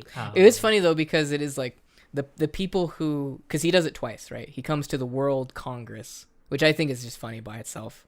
It's like it's just like it's like the U.S. Congress, but just applied to the world. It's like in Futurama when like the president is just like the president of Earth. It's just like the American government like colonized the rest of the planet, Or it could just be like the UN has like. Sure, but I like thinking about it as like the American political system just overtaking the whole world. I think that's funnier. Anyways, they show him getting denied rights once, and that's by like a white old man member of the Congress. He's like, you are like, it's unnatural, essentially is what he says, right? Like he's not that antagonistic. He's quite fair and like even-handed. He's fair. Yeah. Anyways, when he does get rights, it's like presented to him like through this like young like black woman. Like the symbol of like conservatism, and then like the symbol of like liberalism. Like is it represented in a person in a government? I didn't even think of that. Yeah. And like basically the reason that they changed their mind and gave him humanhood is that Robin Williams made the ultimate sacrifice to make himself mortal. Because that was the main issue from the first guy. It's like, we can't treat you as a human if you're not gonna die. Human. Yeah. Although this bothers me because like later on in the movie, they make it seem as if humans are now practically immortal through the technology that Andrew created. Right? Are immortal? That's what it seems like, because there's a scene where his wife says, like, I'm not going to be around forever. And Andrew is like, well, why not? You have the artificial organs. And she basically has to explain how I don't believe in that. That's not natural. I want to die. Is that what it is? Or I thought she was just saying, yeah, like medical technology is way better now because of everything you've done, but like eventually I'm still gonna die. Like you can't beat mortality; you can just prolong it. I remember her saying like very explicitly, like to his technology, she's like, I don't want to do that. Okay. She's like, I deny that. It was like it was a choice. It wasn't like you're just prolonging the inevitable. She was like, I want to die at some point. Which that's super like Christian minded, conservative Christian minded. Right. If you're preventing yourself from going to heaven, like it's immoral as a Christian to be immortal because you can't get to heaven. Right. Or everybody I needs didn't to think die. of it that way. I just thought about like think in vitro fertilization. Like a Christian would just say, yeah, I know we can do that, but like I'm not going to. Or abortion. Right. I know we can do that and it's possible, but I don't believe in it. Right. That's basically like the point of view she takes. Right. And that's what I think happened. I need to rewatch it actually.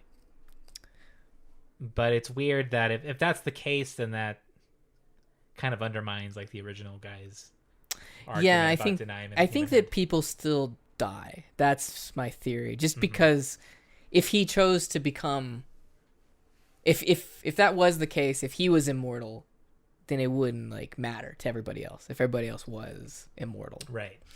At the very least, his wife was refusing to extend her life, significantly.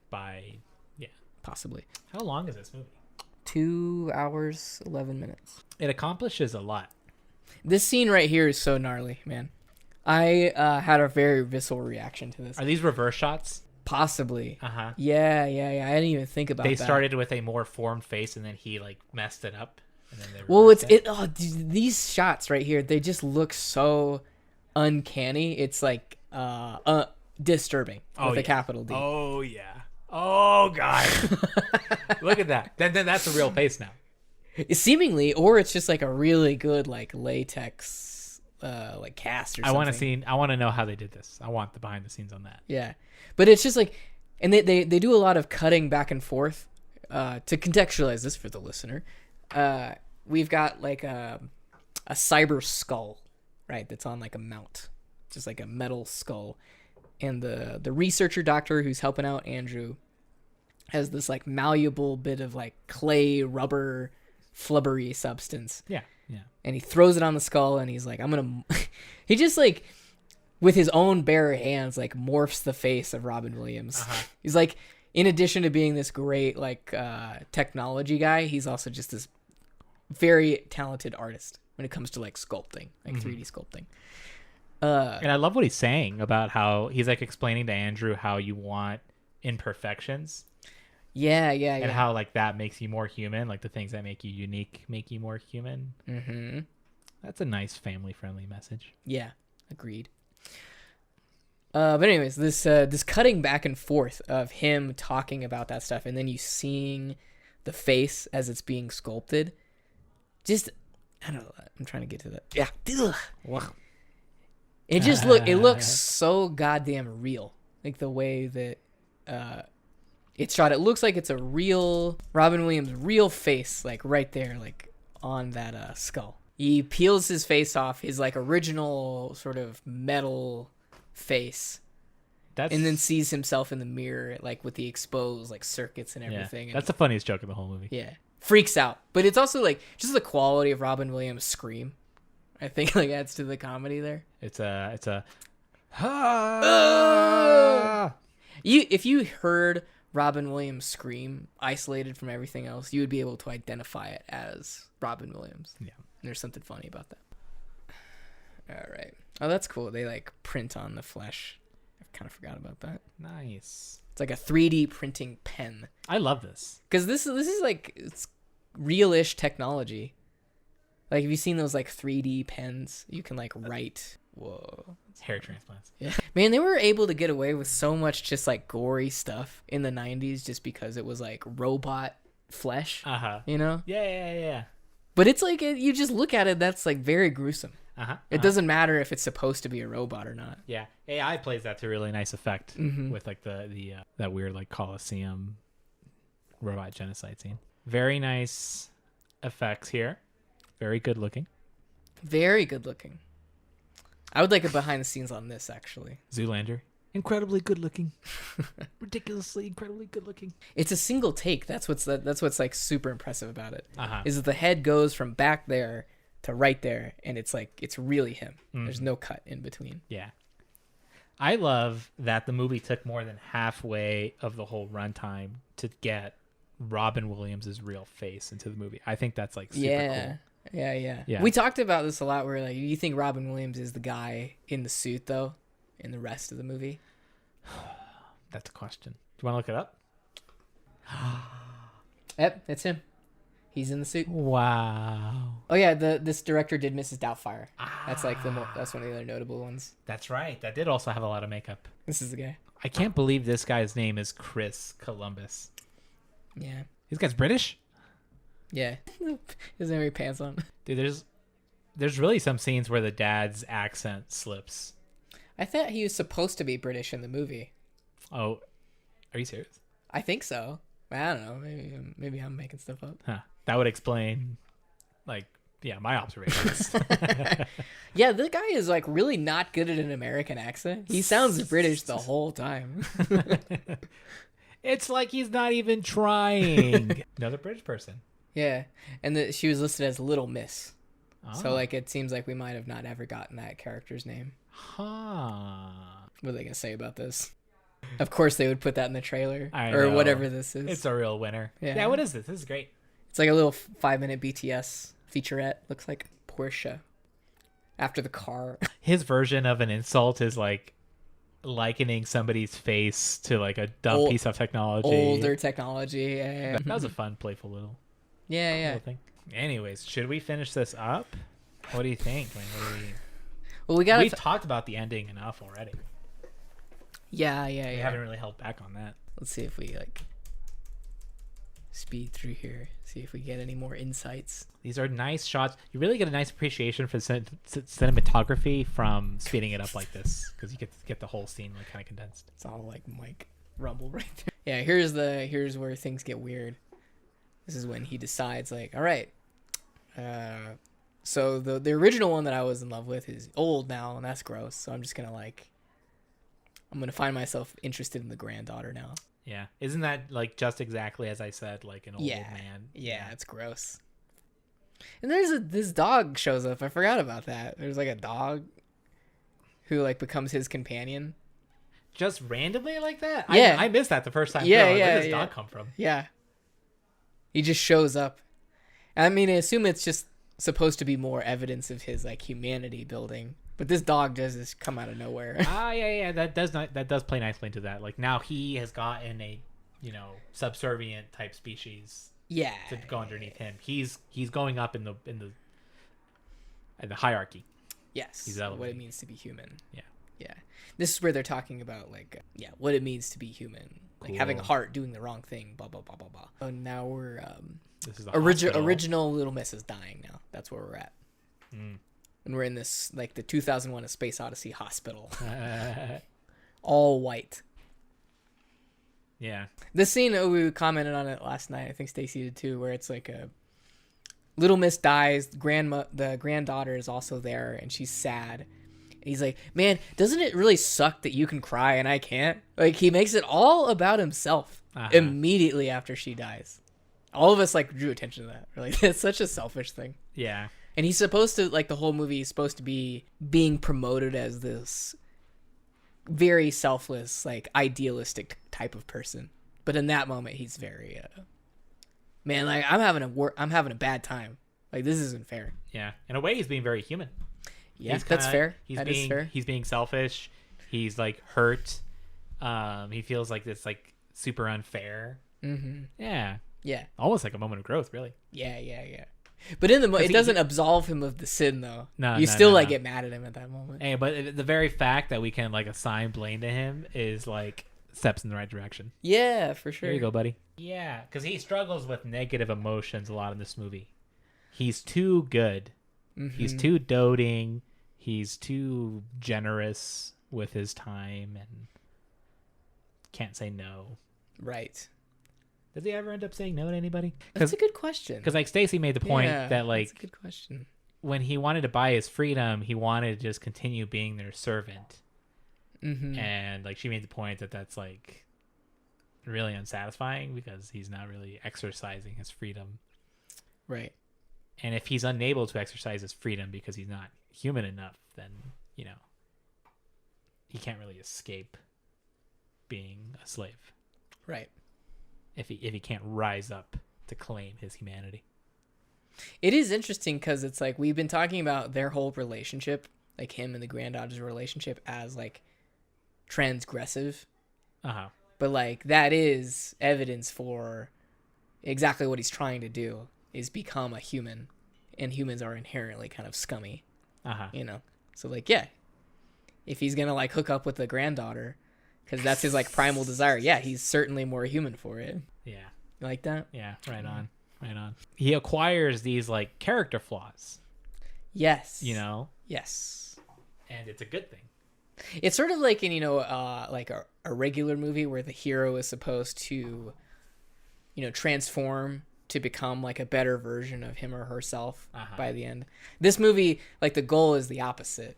The guy is trying to become worse because that's what it means to be human. He ends up being just like a grumpy old guy who like goes to like city committee meetings too much and like complains about shit.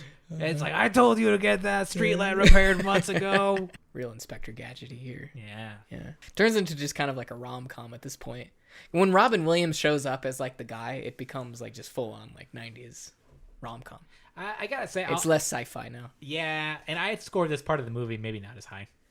Yeah, I like the ending. I like the last part of it with the Congress and like this stuff. I think is great. He has some great monologues to the Congress, I think. Yes, I commented on this like the World Congress last night as being interesting because it is not like completely unruly. how like our modern government is, not just a shit show like our government is. Right, like everybody's very put together. It's like the idealistic version of what future government would look like. You know, and it's not that. Certainly not now. And the whole world seems united too. Like there doesn't seem to be any war or anything. No. Everything is like perfectly stable. Everybody's got the humanity's got its shit together. Yes. Yeah. Yeah. No major conflicts. It's only in that world do like we have the luxury of like questioning the rights of like AI. You know, it's like we don't have anything else going on, so we're gonna make AI like talk about it. Should we give our toasters human rights? I also think like the World Congress had to come off as very fair and impartial. Yeah. So that like the philosophical themes that run through it can come out cleaner. Right. He makes it as like, you know, it's the same question as animal rights, you know, in a lot of ways. Like, what rights do we afford animals? And we always bump up against, you know, the fact that they're just not human and they can't think and they To can't. what degree are they like conscious like we are? Yeah. It's certainly like a difficult question for This sure. guy, this is like the worst aging in the whole movie. Just His age, like this age is like in his 90s, and then this is like in his 60s. This is the research guy from earlier. Yeah. We like jumped ahead like 50 years or something. Once more. Yeah, he looks terrible. It's also interesting how like not hateful the humans are. Hey, there's the oh, okay.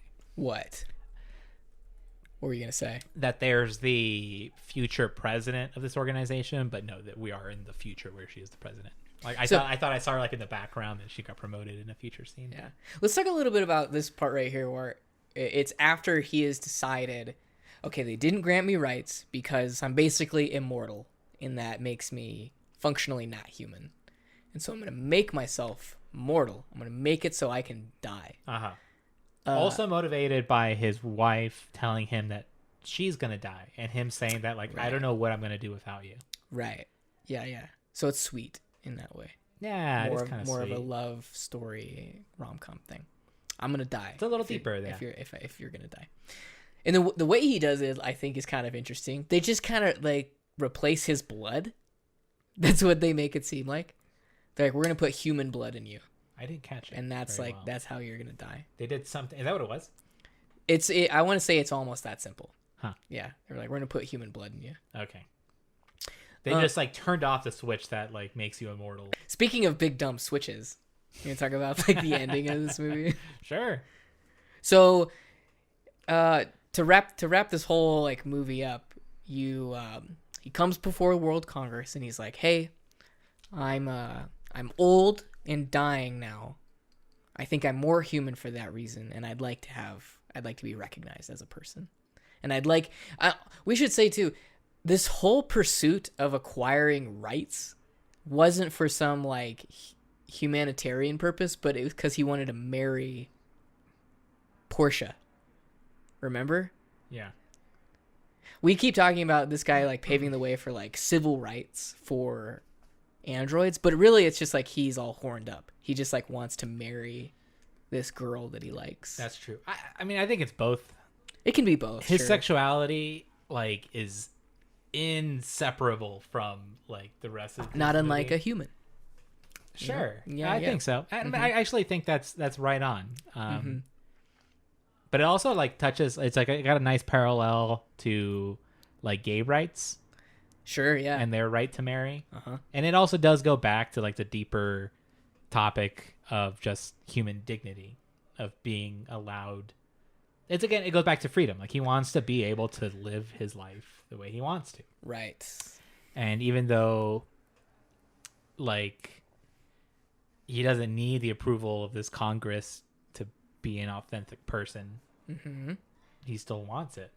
Yep. So the World Congress says, "All right, like you're dying now. That's cool. We'll think about it. Yeah, we'll think about We'll it. think about it. They're like, we'll see what we can do, but like no promises, dude. Yeah. I'll talk to my manager. fast forward to him and his granddaughter, child bride, whatever you want to call it, are on their deathbeds together. Seemingly, they're like immobile. They timed it out just right. Yeah, they have a nurse taking care of them. There's like a news broadcast or something that comes on, or like a state. It's almost like state media. Like it's not like this weird like news thing that they tune into. It's like the TV turns on and it is the president of the world who's like, I have an announcement, which is not unlike how like Russian TV works, right? Mm-hmm. Where it's just like state moderated TV, which is, I bring it up because it's evidence for like that weird Christian state that we were describing at one point. Remember that? Like how in this universe we have the theory that Christianity like dominated everything, and from a Christian perspective that advanced the human race even further. Okay. Yeah. So that was more of like a crazy little side theory. I'm not sure like I like how much I like that conspiracy theory though. It Okay. makes the movie a lot more like flavorful for me.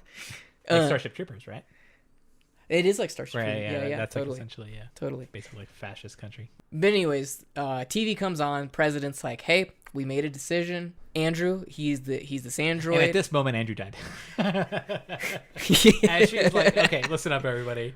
Yeah, it is kind of early in her announcement that he dies. And why did the medical stuff pick that up? I was thinking that too. Yeah, the no alarm This goes guy off. just fucking died on your watch? Yeah, like the nurse has to go up and manually check his pulse. Yeah, When they're like hooked up to a bunch of medical equipment, seemingly. You're telling me sensing now. for a heartbeat You're telling or me not something? one of those things is an EKG monitor. It's like, oh shit, he had it on silent. Anyways, Andrew dies right before he is granted rights as a person. Mm-hmm. And they validated his marriage to Little Miss 2, Volume 2. And then she, like, you know, she watches the announcement. She's really happy, and she leans over to Andrew and says, like, hey, like, this crazy, right? Like, we did it. Like, we're married now, or whatever. And he's dead. Terrible. He died 5 minutes ago. I think that's, like, it's so early that it's, like, kind of funny. Like, he hasn't been listening for most of this. Yeah. It's almost like a joke, like that you would see on, like, a raunchy sitcom, like it's Always Sunny, where it's like, oh, actually she's been dead for like 12 minutes. And you're like, oh, okay. Yeah. It is totally Throw her body out the window then. So that results in one of the bigger laugh lines that you and I got, which was, as soon as Little Miss 2 realizes that he's dead, she leans to the nurse and says, hey, unplug me. Turn me off. Would you mind unplugging me? Just fucking kill me, I think is what I crazy. said. It's like, all right, okay, so can you just fucking put me out of my misery? You know, I guess it could, you know, we don't do that now. Like, The that's last- not how it works in the modern world. Yeah. Euthanasia is still like a very in this new country, thing. It is very taboo. Yeah. Although I think there have been some like advancements on that front. I Yeah. think there are some places you can go. Surely. Also in this society, it's weird though, because it's like, we're talking about these like Christian undertones, but like this society is also like very permissible to assisted suicide. You know? Yeah. Whereas like Christians are generally like pretty opposed to suicide, because that's like, it, I don't know, invalidates your salvation or something. Right. I don't think this movie is overtly Christian as a guiding principle. I just think agree. that coincidentally some Christian iconography, Yes. and maybe some just worldviews that were just taken as a baseline, you know, 2 decades ago, just kind of permeated through it. Yes. That's a great way to put it. Like the fact that like all the marriages are just like done like in a church in a big Right. Yeah. Very by the books, like 90s. Just this is how we exist. This is how we live. But my ultimate like end goal there was to talk about the last line where she's like, "I'll see you soon." That's huge too. That's huge. I'll see you soon, meaning that she's gonna die. A couple things to unpack there. Yeah, lots of things to unpack. Because first of all, the movie, like, consistent with what we were just saying, is it's like acknowledging like an afterlife or the soul, or like that's like one of the things of pieces of hope that you can take away is that there is something that happens and you will see your loved ones again. And in addition to that, Andrew is now included in that. He has a soul. Like AI, whatever it is a soul. And like you will see it in like whatever that afterlife is. Yeah. Well, I mean, that's what the movie thought it was doing. Which it does do, just like the idea that like he's been granted a soul. Right. By this part of the movie. Yeah. Right before the government granted it to him. Right? It was God and then the government just like 5 minutes later. Yeah. I mean, yeah, you got to fill out some paperwork. You got to like get an FJ14 soul visa, and then within 30 to 60 days it'll be. That's great. That's like a Beetlejuice level canon that you just described there. Yeah, soul visa. Or that's great. Or like Dragon Ball Z, where like heaven is very bureaucratic, right? They have to yeah. There's that big, huge, giant guy. He has like stamps. Yeah, he's got like a big stamp book. Yeah, that's so cool. Yeah. Anyways, afterlife bureaucracy. That's great. That's a probably a more classic joke than we realize. Yeah, but yeah, I mean, robots have souls, and this movie is basically a 10 out of 10 for me. It's a 10 out of 10, not because I think the movie itself is good, but like the experience of watching it is a 10 out of 10 for me. I'd agree with you that the movie isn't that good, like quotation marks, but it's an incredible movie to watch. Yeah, it's truly it's the experience. It does so many things that are just extraordinary. Extraordinary. I think this is a great movie. Why do you think it was so panned when it came out? Well, I said this earlier. I think that I think the robot looks a little creepy. I think that like some parents honestly might have not shown this to their children because it looks scary. I think that even like those like dismembered like body parts we were talking about earlier, like it can be a little gross at times. Yeah, the website's critical consensus reads: Bicentennial Man is ruined by a bad script and ends up being dull and mawkish.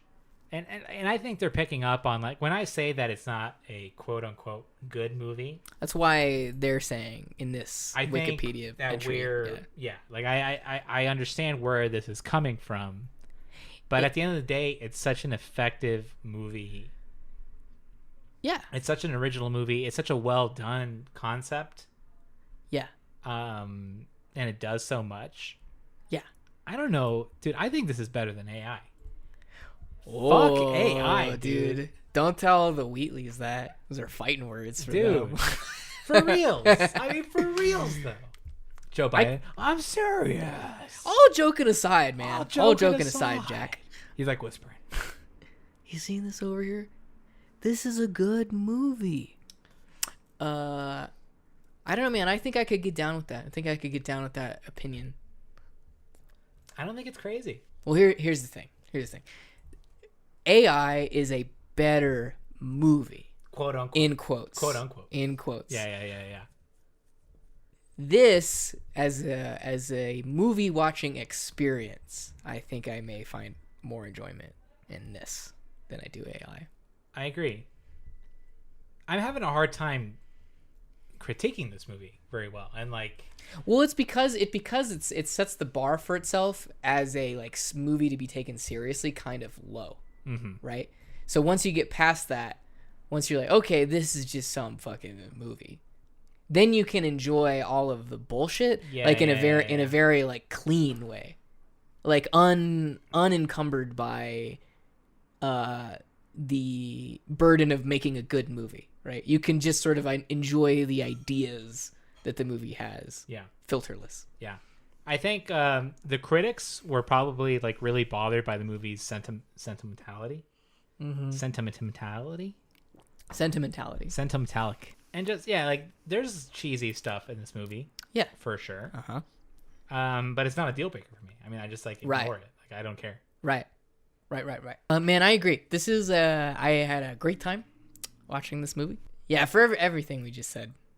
I'm not going to really be able to add anything new here. Uh-huh. But it's the movie like sets the bar so low for itself that like all of the dumb stuff or all of the heady stuff it's trying to do, I can just accept and just kind of like chew on because I don't care about the movie. I don't care about the rest of the movie. Look how teary his eyes look. That's crazy. They look kind of glazed. Uh-huh.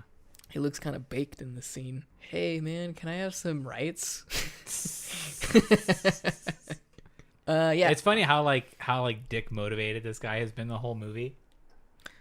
Yeah, we didn't talk about that one dick joke that's in the movie. When he finally gets a dick. When he says like, "Hey, like I've developed this method to make you even more of a man," and I said like as I was getting up, I was like, "Oh, he's making a dick joke," and you were like, "Oh, really?" And then there's this shot of like Robin Williams looking at his crotch really quick, and then like being surprised. And I was like, "See, I told you, it's a dick joke." That's what he's been waiting for the whole time. Yeah, it seems like that was the fulcrum for the screenwriter. Was that joke right there? I have this dick joke. I have this dick joke about like making you more of a man, and the whole script is written around that in either direction. It's a penis with a movie wrapped around it. Right. Yeah. But yeah, I'm still gonna reiterate. I like this movie a lot. It's not a good movie, but it's a great experience. And for that, I'm gonna give it 10 out of 10 Cobra hats. Out of 10. That's good. Cobra beach hats. I am also gonna give it a 10 out of 10 because honestly, like for my memory, I really liked this movie. Like when I watched it when I was young, and on a rewatch, can't find anything wrong with it. Yeah, and actually like made me feel the same way about it. You should rephrase. You can't find anything that like bothers you, right, about this movie. Right. Yeah. Like in the same way that I can admit, was this an earlier conversation or just like the standards of movies have gone up over time? Yeah. So that, but the corollary. What are you saying right now? The corollary to that. I still don't know what word you're trying to say. The opposite of that, coloration. Correlation? Jesus Christ. Corollary. Corollary? Corollary. What are you trying to say? Right? Use the word in a sentence, and I'll try to help you. It's like the other side of the coin is this. Like on one hand, like yes, movie standards have gone up over time, but the corollary to that is that when you watch old movies, you kind of give them like a big benefit of the doubt, and you forgive the Blues Brothers for like, it's not the greatest flow in a movie. It's kind of like just a bunch of scenes stitched together. You're more forgiving of older movies. Yeah. Just because they're older. And I think the same way that you're forgiving of older people for being stupid. Yeah, I think so. And once you give it just like a little bit of the benefit of the doubt, this movie is a shining diamond. Shining diamond. It's a shining diamond. And I love it. So I'm going to give it 10. Yeah, 10 chrome kitchens out of 10. There you go. Thanks for listening. Filmhole is produced by just us, myself and Raul. Our music is by W, that's underscore the word double and 2 U's. Get Filmhole wherever you listen to podcasts. If you like it, rate it. If you hate it, maybe don't. Thanks again. See you next time.